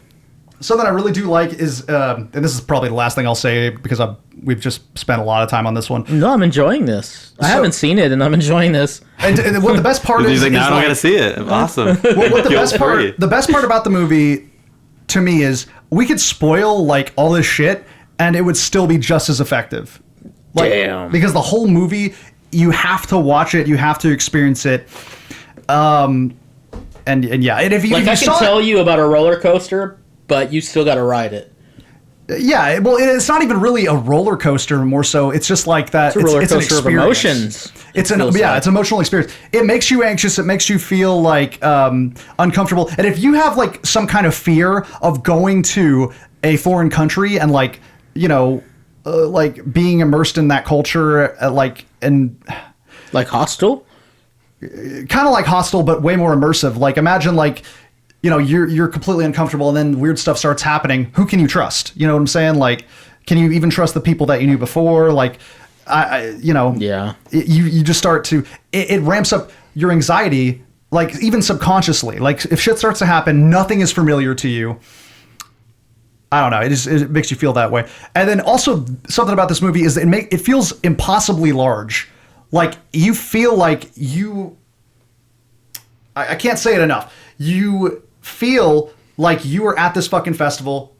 All these shots, you can always see the woods behind them. You can always see like 3 or 4 things happening. It's a giant fucking field. It's wide. It's open, and because of that, it just makes you feel like it's almost like it lets your thoughts breathe. Like it lets your mind wander. Yeah, but I think that's the great juxtaposition because you're also confined. You're also Yeah. very, very, very confined because there's no way to get out of this commune. Yeah. There's a forest that surrounds it, but no one ever goes in there. Like no one goes in that forest. Yeah. Like Is no it one. haunted? Not really. It's a forest, dude, in a horror movie. What do you think? I mean, yeah, it's probably True. haunted. True. Probably haunted. That's true. And But it's like because it's confined, but it's also open. But it goes like it's more up, like in the Yeah. air, like goes into the atmosphere. yeah, it's more like, tall. Like it's more like man, I don't know. It's not. It just feels real. It just fucking feels real. Hats fucking off to this movie. Hats off. Hats off. Like, seriously, I bet this movie took forever to make, or maybe Ari Aster's just a genius. The fucking camera shots they do in this shit, too. He's a genius. Like, the one where it's, the one where the guy, they're driving the fucking car, and, like, they do that, like, upside-down camera shot. Dude, that, like, fucking, did that fuck with you? It didn't fuck with me. I thought it was cool because this is like here's a way of showing like now you're in Oz. Like the real world is gone. Like this is like you just entered the fucking upside down, Twilight Zone. literally by flipping the camera. I thought it was a great. This whole movie is fucking amazing. Really well thought out. I will say this, two last things. They have so much fucking lore to dig into. Only some of it is explained. I would say maybe 15% of it's explained, and it's just the bare like basics of the lore. I feel like if you can watch this movie like 5 or 6 times and pick up something new every time, that'll make more sense. Yeah, they have shots of people just doing things, shit that you don't know, but it's probably on point. But And- you probably know enough of the lore to infer that it's this, and this is why they're doing this. You know, Like in the runes, you just kind of like learn what runes are in like 5 seconds. yeah, exactly. And then like, you know, you figure like, oh, they must have done this in this room. Oh, they must have done that in that room. Like there's a whole fucking community that you can just assume like what had happened. And that's something I didn't like when I first saw it, is that I don't feel like it explained nearly enough or showed enough of the background scenes for you to at least try to make your own opinion about certain of the lore. I guess like the director's cut. The director's cut. Please see the director's cut if you haven't seen it, or if you've seen the original like in theaters and you were kind of like meh about it. Definitely try to see the director's cut if you can get your hands on it. It's like, because it's things like the lore and like how the community works and everything that you learn in like 5 seconds, but then they'll spend like 20 minutes on a fight. Yeah. That's what's brilliant. And really, honestly, it can be debated on what kind of movie it is. Like, is it a cult movie? Just like regular cult that's like insane, like just because of the traditions they do all this stuff? Or is it a witchcraft movie? Is it a Wendigo movie? What is it? I will say, please give this movie another shot if you didn't like it. For me, for my heart, I would give this movie. I'm kind of debating. I'd give it an 8. Out of what? An 8 out of 10. I guess I agree with that. Like, Damn. I like my movies to be dark in like tone and like lighting. I'm really like, I kind of gravitate towards that. I find comfort in that. But this movie was the complete opposite of that. But because of that, it was a fantastic movie. This whole movie is contrast. Like, as in, there's some dark, shady shit going down, but it's all literally out and open under the light. Yeah. I'm really excited to see what this dude does in the future. Elliot, what are your thoughts? I agree with that. It's probably like, I give it like a 4.5 out of 5 stars. Yeah. I'll never own it. I'll never watch it again. Like, I'm done with this movie for the rest of my life. What is your next movie? Bring that in here. Yeah. It's like a Ouija board to Christian parents. Yeah. It's like when I watched The Woodsman. You ever seen The Woodsman with Kevin Bacon? Like, oh yeah. Like, I'll never fucking tell anybody I watched that movie, but I'm sitting there being like, this movie is pretty fucking good. Mos Def is on fucking point. Like, he needs an Oscar. Now I'm gonna erase my memory that I watched this movie. Fuck this movie. If you haven't watched it, this is going to be a movie for fans of kind of like indie artsy films, kind of like Raw, fans of The Wicker Man. Obviously, it's kind of, you know, broadly, I feel like, based on The Wicker Man. If you're a fan of Hereditary, definitely give it a shot. Fan of The Witch. If you're a fan of The Witch, any movie that that has a lot of lore and is slow as fuck. Slow, and you want to feel that movie. If you're into those movies, really, if you're into The Witch, you're probably going to like this movie. Yeah. But that's all I got to say about that, and Godspeed. Now for a likely much shorter, well, actually, Elliott's got a bunch of books out, so maybe not shorter review. I'm about to stretch this thing. Yeah, he's going to stretch the shit out of this.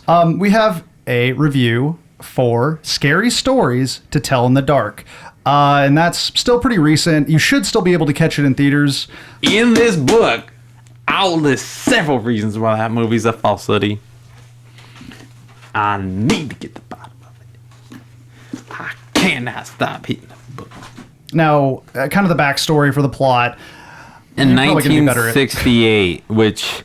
Set in At first, I thought it's going to start in 1968 and then like go to modern day, because I didn't get that feeling from the trailer, because every time people do period pieces now, they're not accurate. It just looks like 2000 and whatever we live in. But it's basically based in 1968, and these kids, these like losery kids, you know, go to losery kids. These fucking nerds. They go into this haunted house on Halloween, find this supposed cursed book that, you know, you read it and the stories are about you, and then they kill you. Basically, they find this book, which is supposed to be written by this girl who was like possessed or something like that. So she's supposed to be a witch. Yeah, she's supposed to be a witch.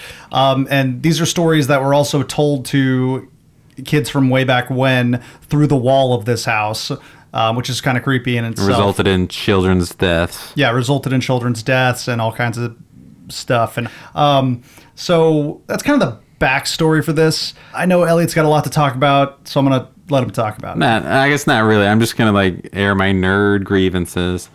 All right, I'm gonna read every story referenced in Scary Stories. Begin. Number 1, the big toe. A boy was digging at the edge of the garden when he saw a big toe. Please don't go through all of them.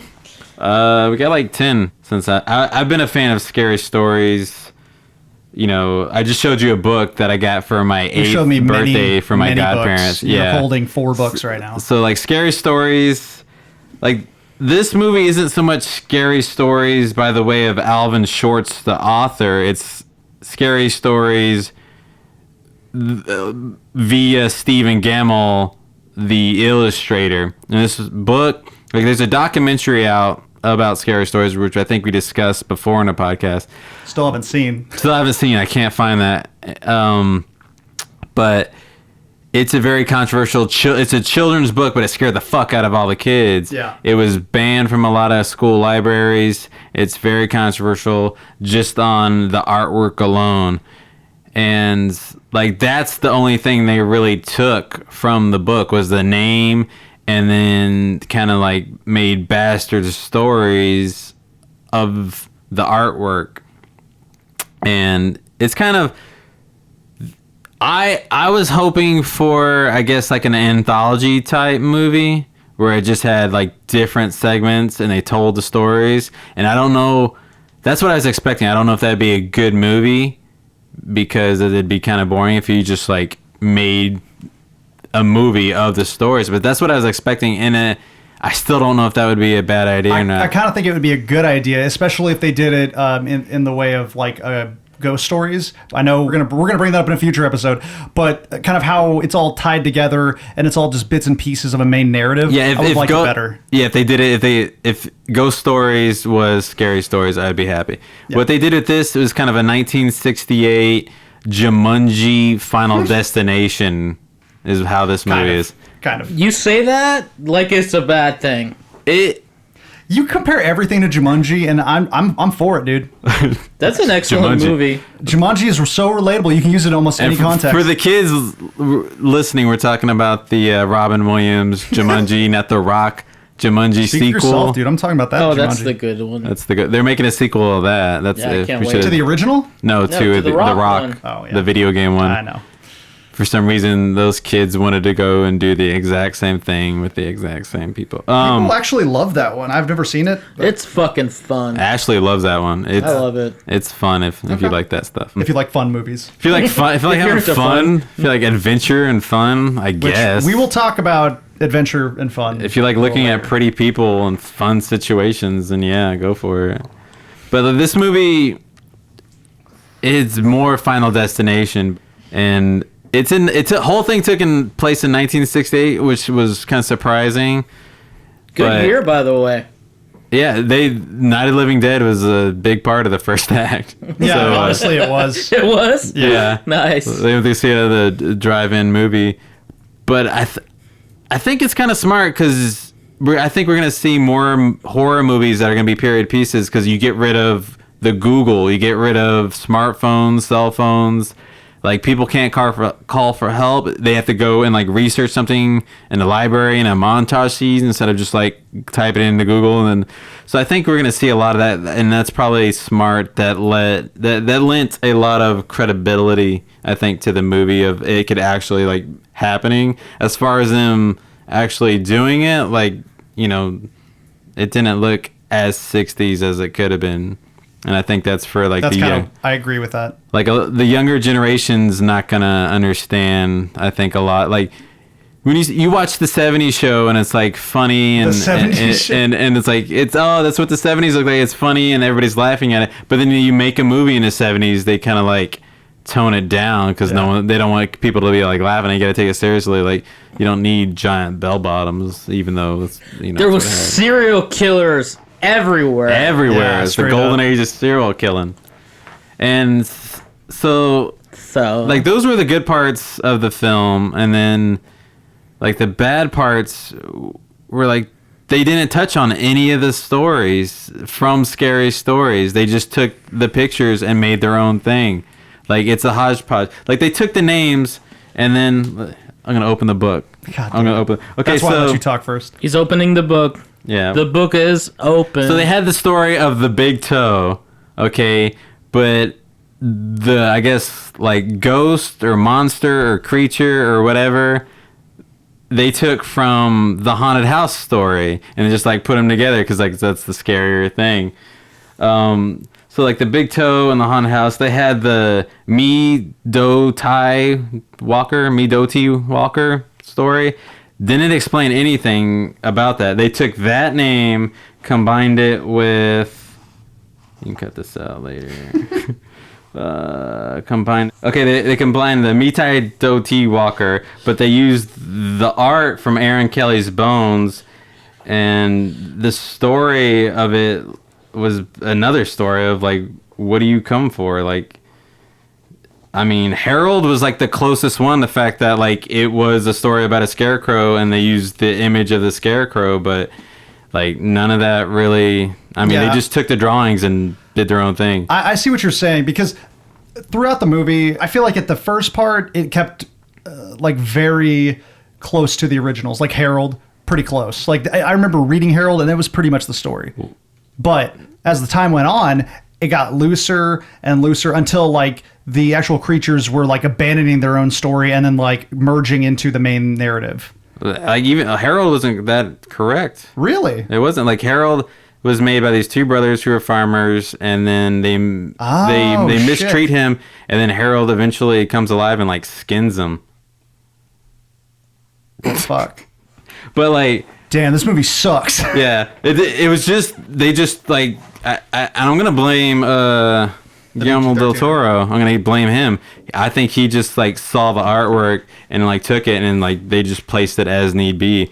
And like Harold, like he was cool, but then he was the most bug infested scarecrow I've ever seen. Like every shot, he just had like bugs crawling in and out of him. How many scarecrows you seen? But how many scarecrows you seen in real life? 14. I believe that. None of them with bugs. But like he's just crawling with bugs the whole time. I like the fact that they put the song as the hearse goes by in the movie. I guess that's just like a little. There's like little shout outs to people who are fans of the book, but there is not a single scary story from Scary Stories. And all the creatures and like titles, it spreads through the series of Scary Stories, more Scary Stories, and then Scary Stories 3, more tales that chill your bones. Like, Okay. so it runs the gamut. So many stories. Yeah, there's so many stories. There's a lot of stories. So I think for me, like I was hoping for like straight anthology style because of the book, but I understand like what they did, why they did it, and so because nobody that is like 13, like or a teenager, is going to know about that. And also, teenagers historically don't like anthologies. They want a narrative. yeah, like this is definitely a teen movie because it had some pretty brutal jump scares, and there was like a semi murder. No, there were two. There were some murders. Yeah. Like There was murders? Yeah, there was murder. there was a few murders. Shit.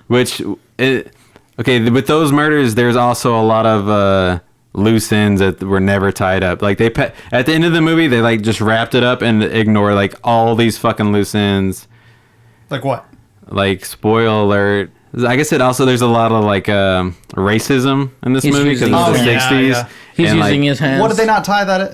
How did they not tie I'm that? I'm just as a precursor. There's like racism. So like there's this Mexican, the main like the main male protagonist is a Mexican like transient, and that comes up a lot. and then so there's a lot of like him being Mexican, like nobody likes him or believes him, but him being Mexican, it's 1968, and I guess it's a small town where they do not have Mexican people.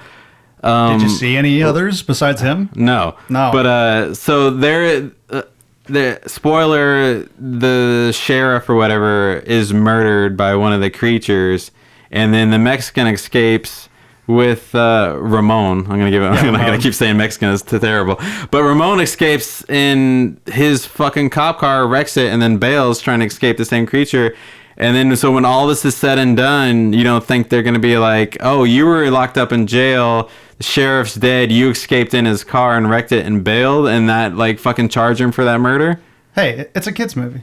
It's a kids movie, but still, there's a death that needs to be accounted for. Like, I'm gonna. Yeah, that's true. That's a good point. It's a very safe, middle of the road. It is very safe. Teeny bopper, not in the like teen slasher genre, but like in like yeah, teen supernatural. Yeah. I would. Here's my take on it. Like, Hot take. I thought that the scares in the movie, the actual like stories coming to the screen, were fantastic.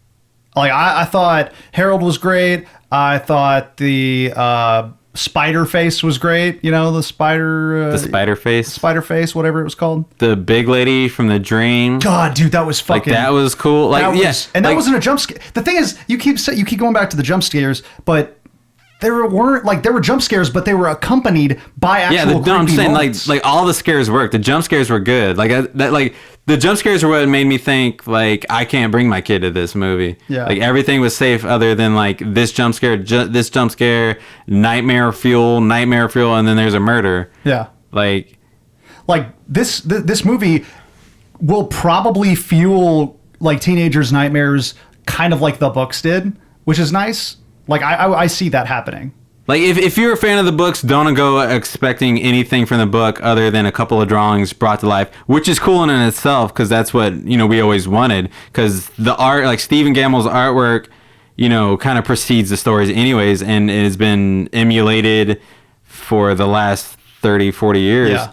And so, like, that's cool to watch that. And all the creatures and the scenes with them and all the scares, they all work fucking awesome. Yeah, they do. It's like they built a movie on that foundation, and then everything else is very kind of like slapdash and not very well done. But the scares that have the actual creatures and the suspense and the jump scares, there's a few jump scares, but they all work. Right. I would go so far to say the scary parts in this movie are scarier than most of the scares in adult rated R movies this year. True. Yeah. I would say if you're looking for like some disturbing imagery, this movie's got it. And it doesn't have just jump scares. It has like creepy nightmare fuel. Some of your favorites that, really haunted your dreams when you were a kid.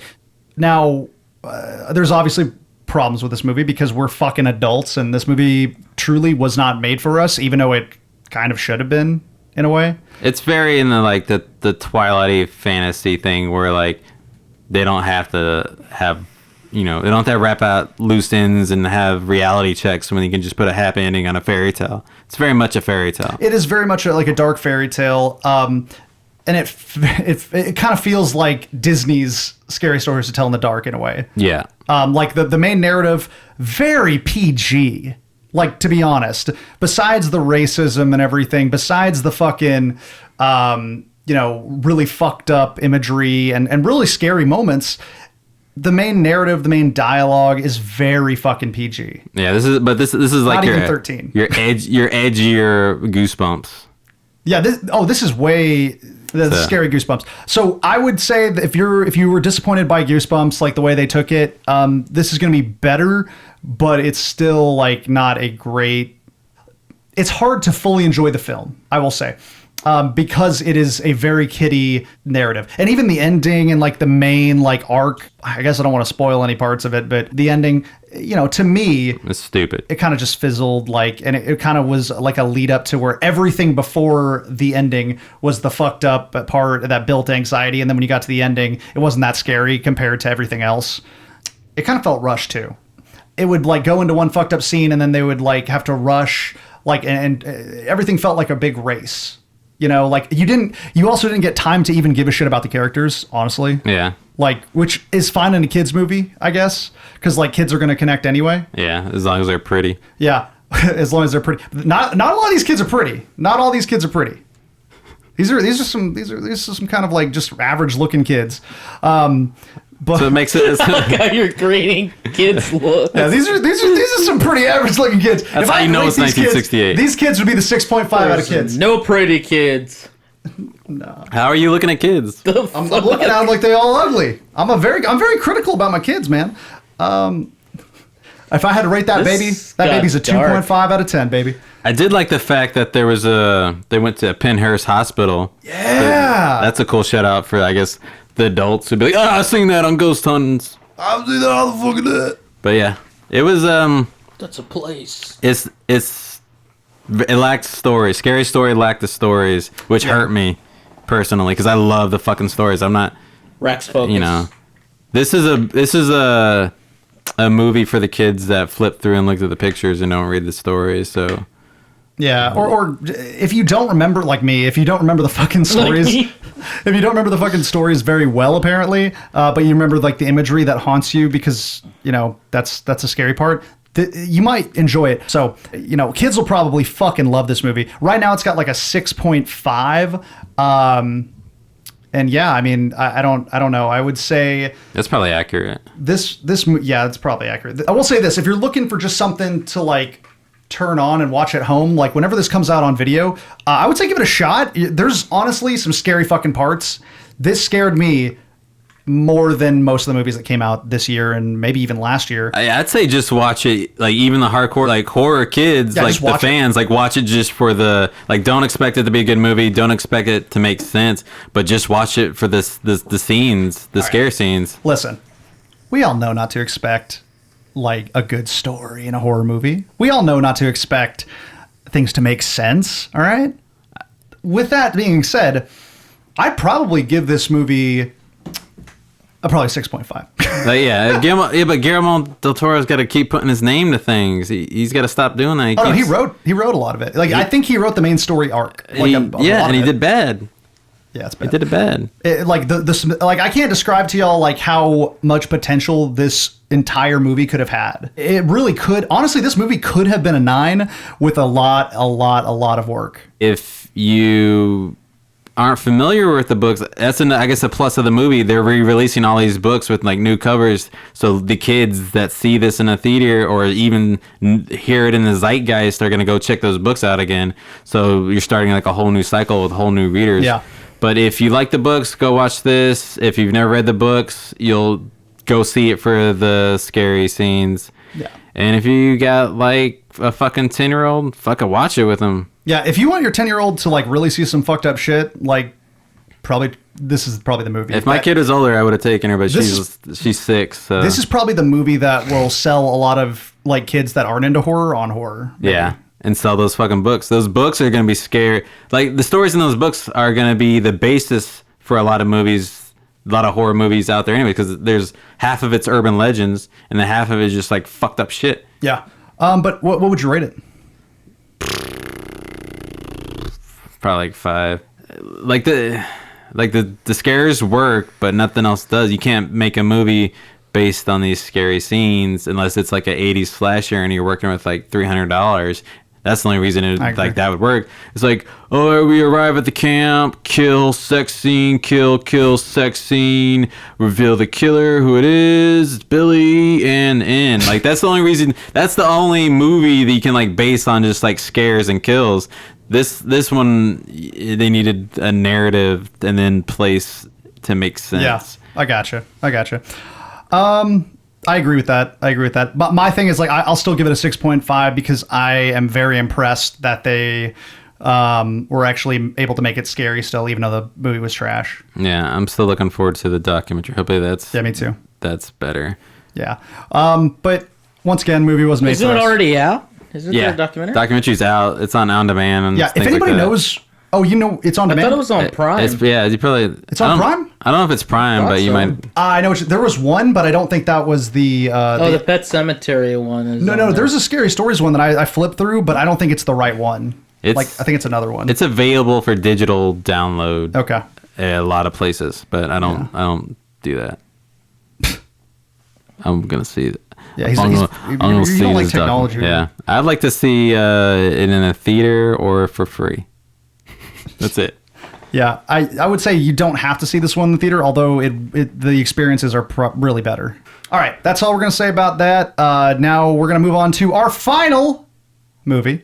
I know. We've been talking about a lot of shit today. Yep. We talked about a lot of stuff. Get ready for a 3-hour podcast. No. Yeah. No. 2 hours at least. Or I quit. So this movie is still in theaters right now. It is a little film. It's a little film a little that bit of a film. we like to call Ready or Not. Oh, so you went to go see that movie that you talk shit on? Listen, buddy. No, And you know what's funny is you still haven't seen it. I still haven't seen it. So I have very limited time and even less money. I saw this movie, and well, fuck it. I'm gonna go to the plot first. So, this guy is marrying a woman. Margot Robbie. It was not Robbie. Margot Robbie. Samara Weaving. I don't know who this Is that really Samara Weaving? Yeah. From Babysitter. was. The main girl. Yeah, she was in... Why does she look exactly like Margot Robbie? She's a better looking version of Margot Robbie. I've wondered because she looked complete. Wow, that changes everything. She was in The Babysitter. the Evil Dead series too. I think she was in a couple episodes. Yeah. They're like walking in the woods and run into a like Australian hiker. Oh yeah. Yeah, she was. Was that her? Yeah, she was the hot girl. Oh shit. Yeah, Shit is. She died. she was in Mayhem too. Never saw that. The What's one that? with the dude from The Walking Dead. Yeah. That was a. It's like a battle royale, but like an office building or some shit. Anyways, so it's the wedding day, and she's, you know, like this poor girl. She comes from just this poor upbringing. She was in a foster system, and she's excited to be marrying into an actual family. But this family is not your ordinary family.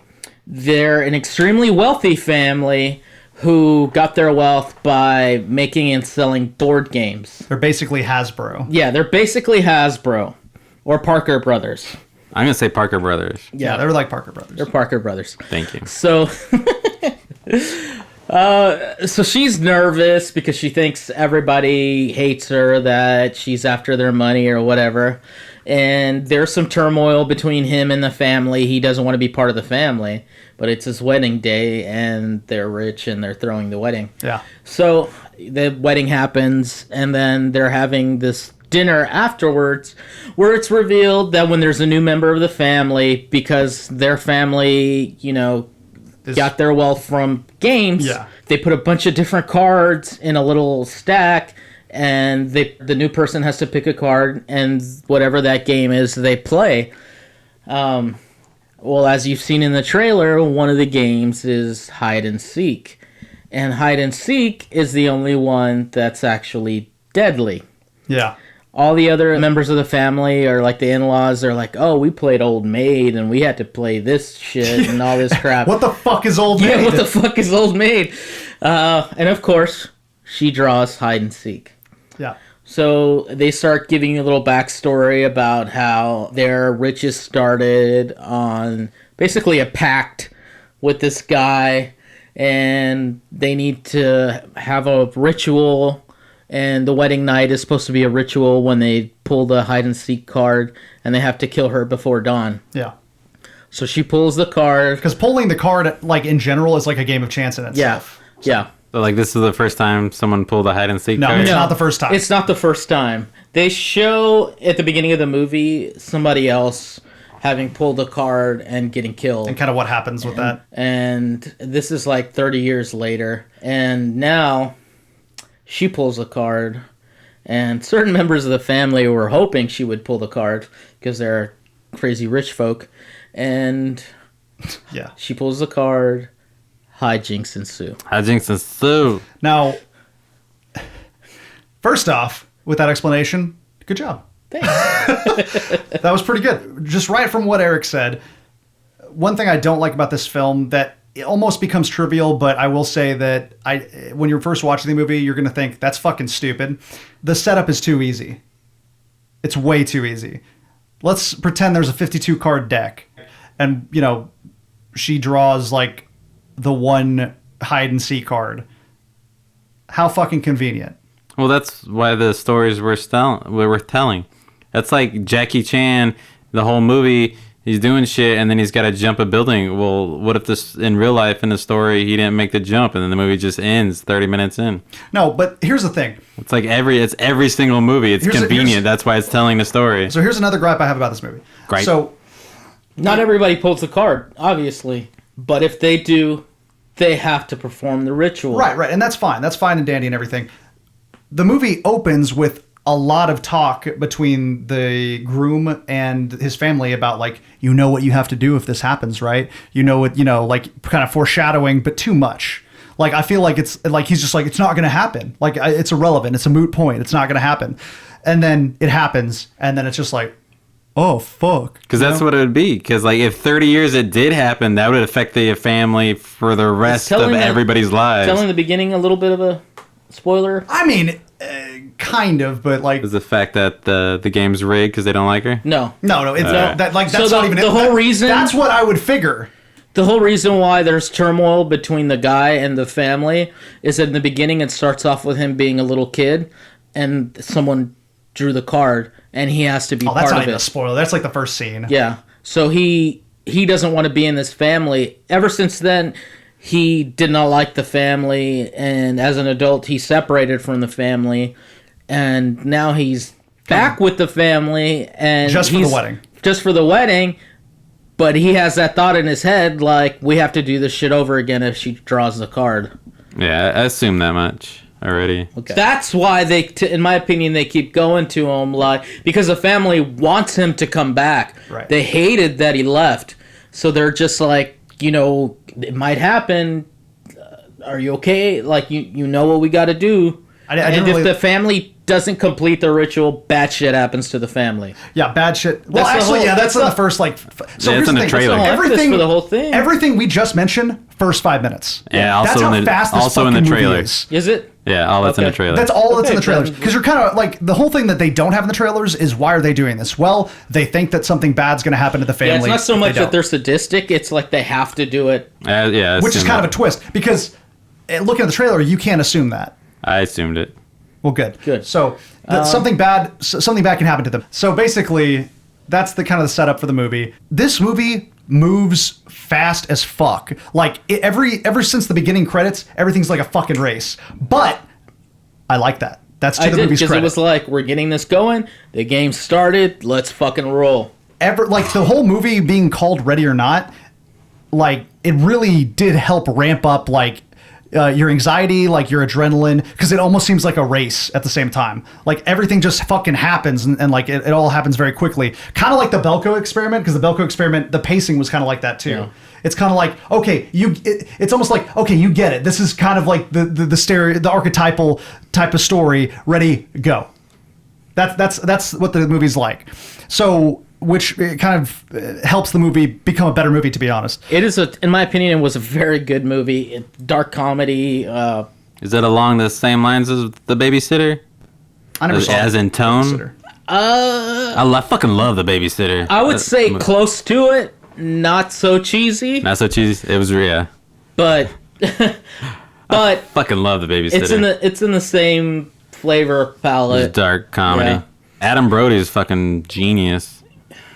I love everything. I was literally going to say that. Was genius. I was going to say you got to watch this just for Adam Brody. Like, Adam Brody was fucking great in this movie. I love Jennifer's Body as well, and Adam Brody's delicious in that movie. It's another one of them horror dark comedies. Merle Weaving does so well in these movies. She's perfect for these movies because it's like she's not taking herself too seriously. She's acting the fuck out of it. I'm gonna say this about the movie. This is not a fucking serious movie, like at all. Like, it has serious parts. The entire movie is not serious. If you're looking for a fun time, this is your movie. If you're looking for like a serious thriller, I mean, you can tell that from the trailer. This is not that fucking movie. But seriously, this movie is more close to like the Belko experiment type of shit than it is to like, say, even like Clue. It reminds me, like the setup reminds me of something similar to like Clue. It's like they go serious through the whole movie, but it's a comedic undertone because it's a silly situation. It's Like the whole movie is a silly situation. a silly Yeah. situation, but everybody's playing it like dead like serious. Dead serious, correct. Yeah. Like, That's fucking yeah. funny. Correct. And so it was pretty. It's got high ratings, like 87 on Rotten Tomatoes. It's pretty. People are loving this shit out of this movie. Yeah, but people. I'm like ready to go watch it again right now. Stop. Yeah. So Straight up, I'll watch that shit in theaters again. I have no problem with that. So one thing, like, here's how serious this movie is not. Like, the main guy, the main family's name is Les Damas. What does that mean, by the way? The dumbass. Thank you. The main family's name is the Dumbass. Les Damas. Like, this is the kind of movie where, like, the main character's like, yeah, fuck yeah, dude, what's up? Fuck, motherfucking sucking mother, you know? Like, it's that kind of movie. Like, that's the dialogue. So you're in the movie. I was going to say that, like, you were in the movie. That's how you talk. That is absolutely how you talk. I don't ever swear. If there's a lady present, I don't swear. And we're always in the tip my company hat of and, the hold Lord the door Jesus open. Christ, and therefore I don't swear ever because he can see that. God bless it. God bless all of us, actually, because I love y'all. And So- God loves y'all. All right. Well, you could I show don't it know. a little better. I've not seen this movie, and I remember seeing when the trailer cropped up when I had to go see. Fuck, I don't remember the last movie I saw, but when I saw this trailer in the theater, and I was like, "That's not. I'm gonna like that." And by the way, like, the movie is like in like now times, like it's now time. It's in Present day. Present day. You know, it kind of looks like it could be like a period piece type of movie, but it's really just like the styling of the house and everything. It's just how and there's rich also they like are. another element to it that like makes it to where it makes sense why it looks like that in the current times. I So have a cell phone in the trailer. yeah, I know. Well, nah, kind of, but not really. That's you. That's how you talk.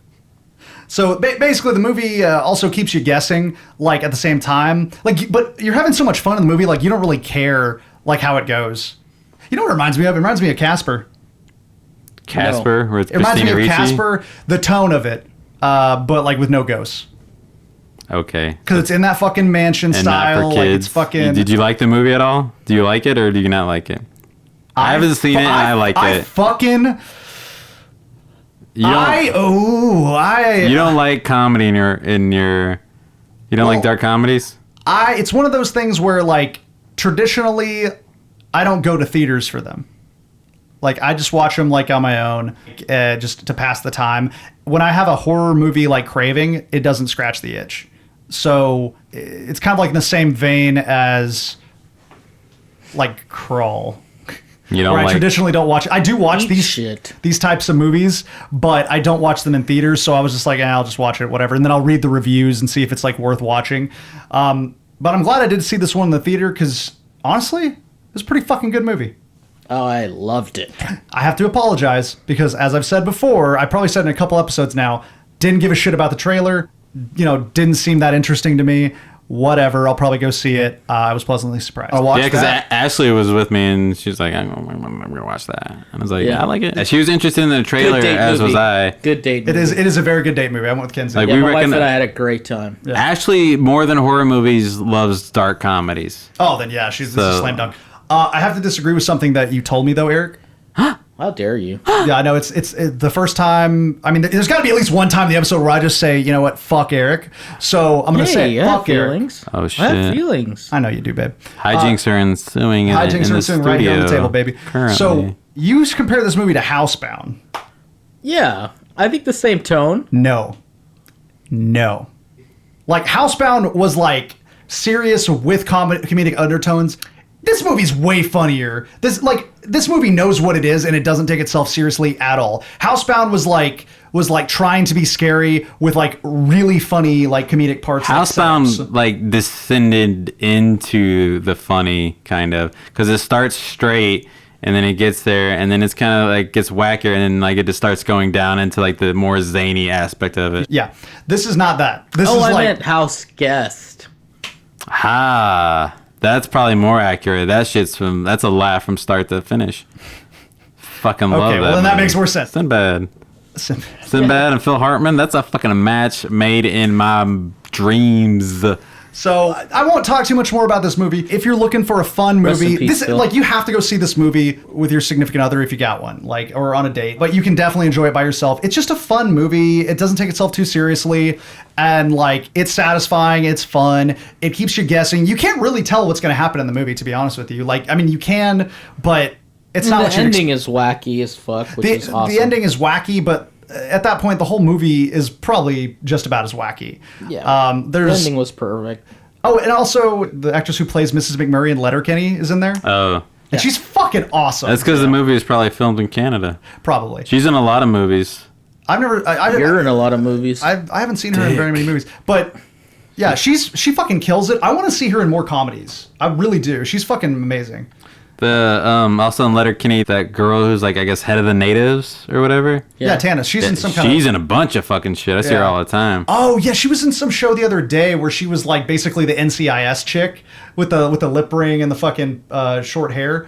I forgot what show it was. She's been in a few horror movies too. Oh, So Eric, any final thoughts? fucking love the movie. Watch it. It's awesome. Yeah. Like I said, My favorite movie of the summer. I wouldn't go as far. Well, it's definitely. I one of already them. went there. I made my statement. It's definitely what. Are you going? Already on record? made a statement. I'm going on record. I would say it's one of my favorite movies from the summer. Yeah, because there weren't a lot of great ones, to be honest. Except for Midsommar. But let's rewind. What would you rate Ready or Not? Wow. For what it is, I'll give it a 7. 7, maybe even 8. A dark comedy. What would you actually give it as an A actual? 6. As an Really? actual standalone film, a 6. Huh. Yeah. I'm gonna shake it up here. I'd give it a 7. Fuck. I'd give it a 7, and I did not expect to do that.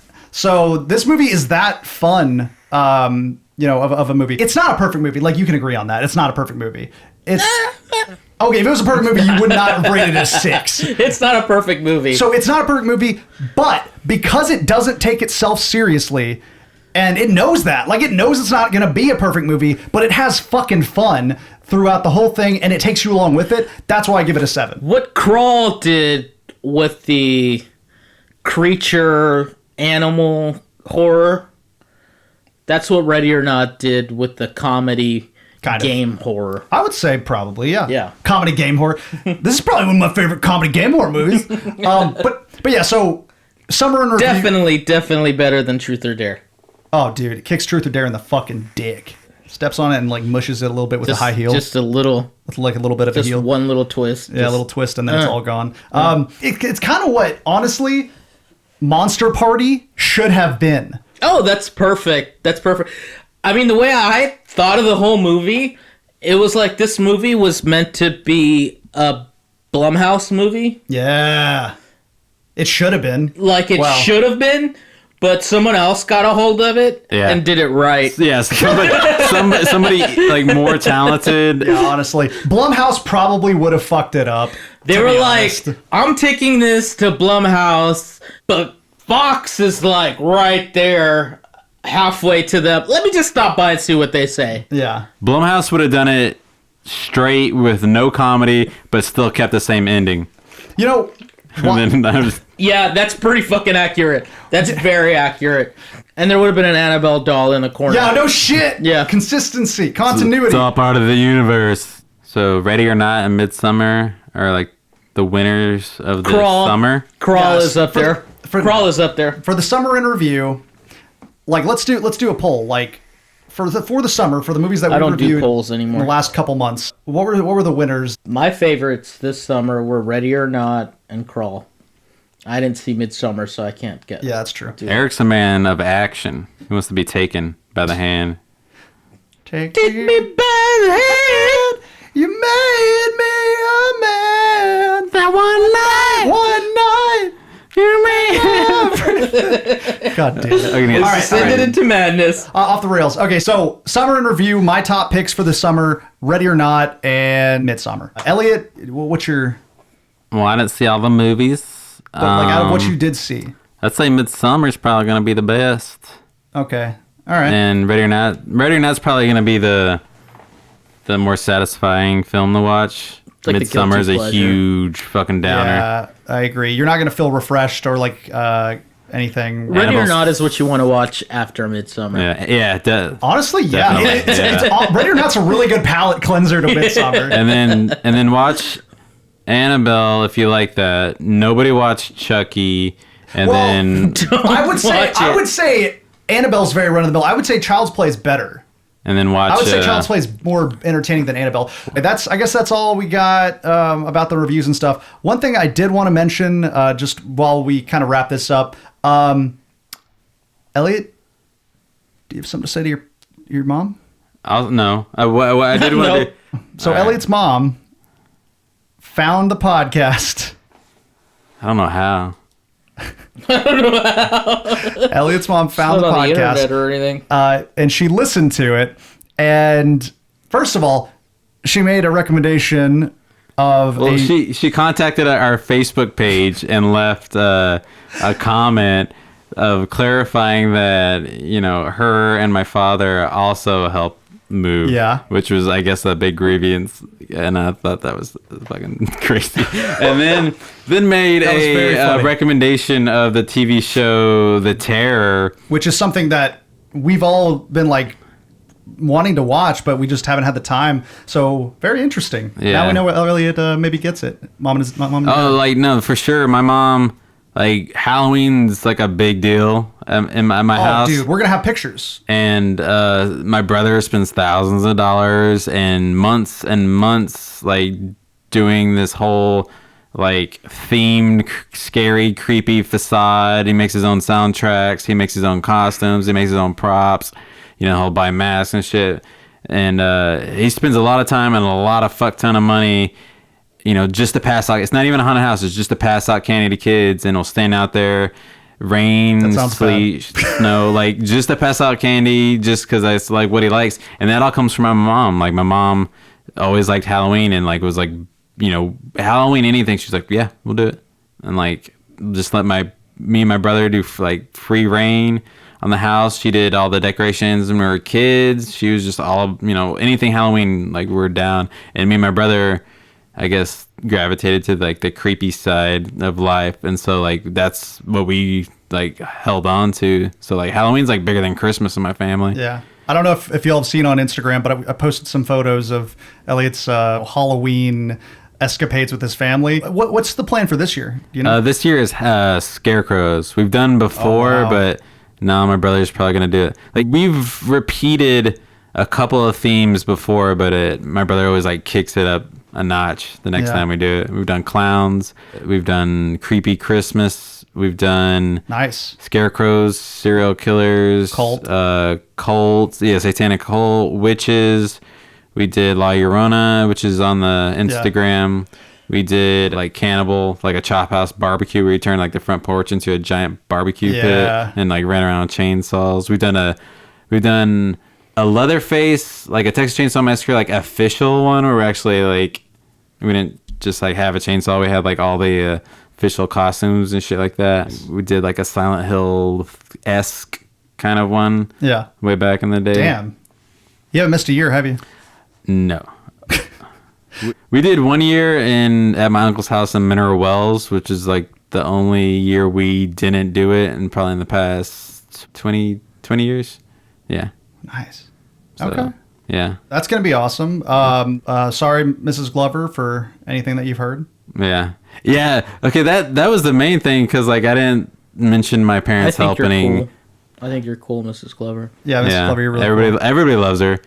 She's a very giving woman. I mean, we started me and my friend Victor started a band in the garage. She bought him like drumsticks, took us to like Really? I like ice cream. Guitar Center, fucking loaded us up. Yeah, my mom's supportive. But the whole thing was like, I said my brother helped me move, and then like she's like wanted the credit of helping move too, and I was like, that's not wrong, but I was just like, wow. That's what you took away. But honestly, like, if that's all she had to say, Yeah, you weren't listening to the episodes apparently. Like she didn't say anything about me cursing or you being dead, yikes. Yeah, she's never gonna listen to it again. That's probably for the best. Did you want to wrap up on anything, Eric? How's the Facebook thing going with just horror stuff? I love it. My life is a lot better like this. Nice. My life is a lot better submerged in horror. Yeah. You know what's gonna be fucked up? Now my dad's gonna like comment in, be like, "Hey, I support Halloween too." You know, I don't. You didn't. Say Oh my God. name. Yeah, that's what it's gonna be. And then like I'm gonna have to give a shout out to my dad, and then my brother's gonna be like, "I don't like you throwing my business out there," and then I'm gonna have to apologize to my brother, and then my uncle's gonna be like, "Oh, you didn't say anything to me." So this is why you don't fucking have family. Michael Myers had it right. That's also, if ready or not taught you anything, it's better just to not have family. Yeah. Don't have family. He had the right idea. Or murder them. So, a couple of announcements. We are going to start doing some horror skits. Film shorts. Yeah, we're going to start doing some Digital horror, shorts. We're going to start doing some horror shorts here for the month of October, and if we can think of anything after that, then maybe do some intermittently throughout the year. So stay tuned for that. That's going to be on the Instagram. Also, something kind of exciting that I actually haven't even told y'all yet. How dare you keep secrets? I know, baby. He's I know. moving I'm sorry. away. I'm sorry. Forgive me. He's quitting the podcast.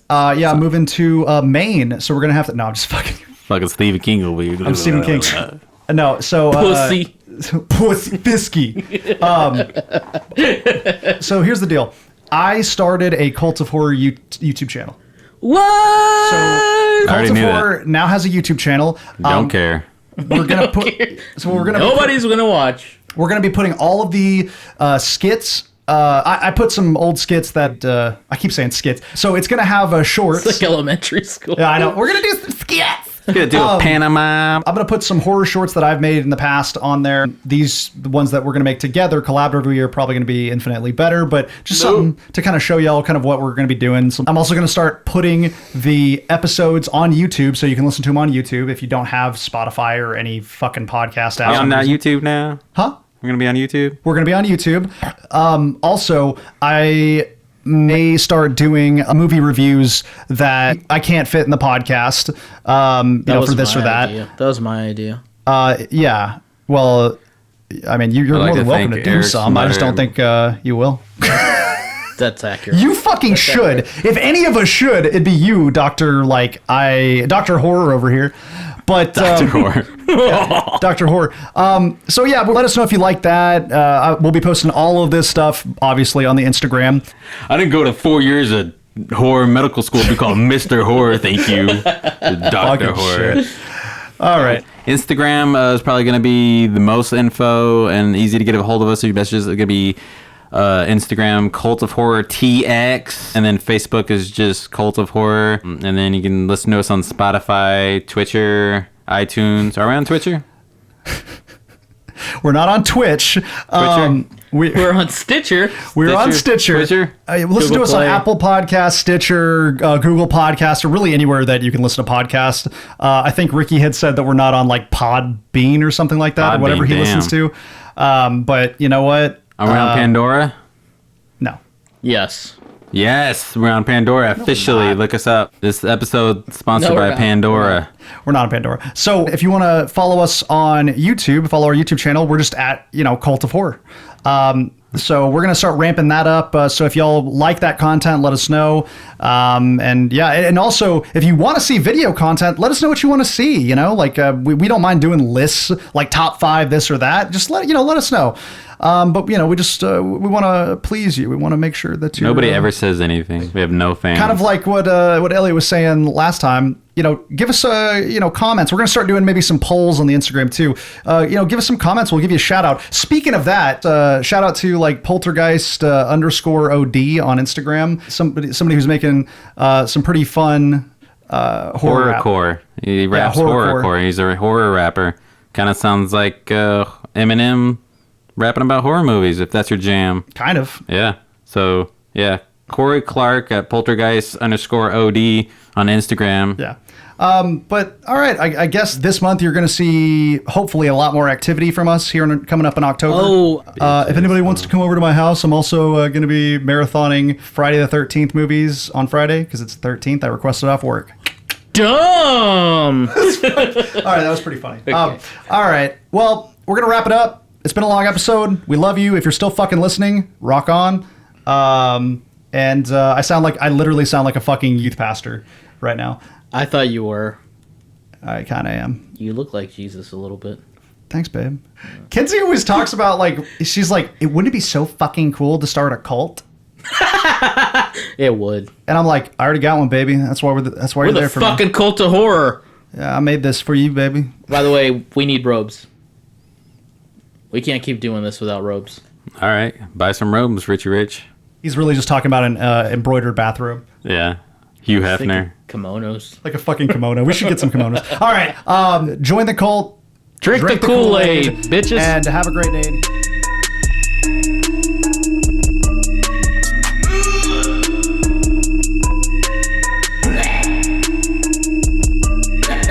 Drink the Kool-Aid. Bitches. Drink the Kool-Aid. Bitches. Drink the Kool-Aid. Bitches. Drink the Kool-Aid. Bitches. Drink the Kool-Aid. Bitches. Drink the Kool-Aid. Bitches. Drink the Kool-Aid. Bitches. Drink the Kool-Aid. Bitches. Drink the Kool-Aid. Bitches. Drink the Kool-Aid. Bitches. Drink the Kool-Aid. Bitches. Drink the Kool-Aid. Bitches. Drink the Kool-Aid.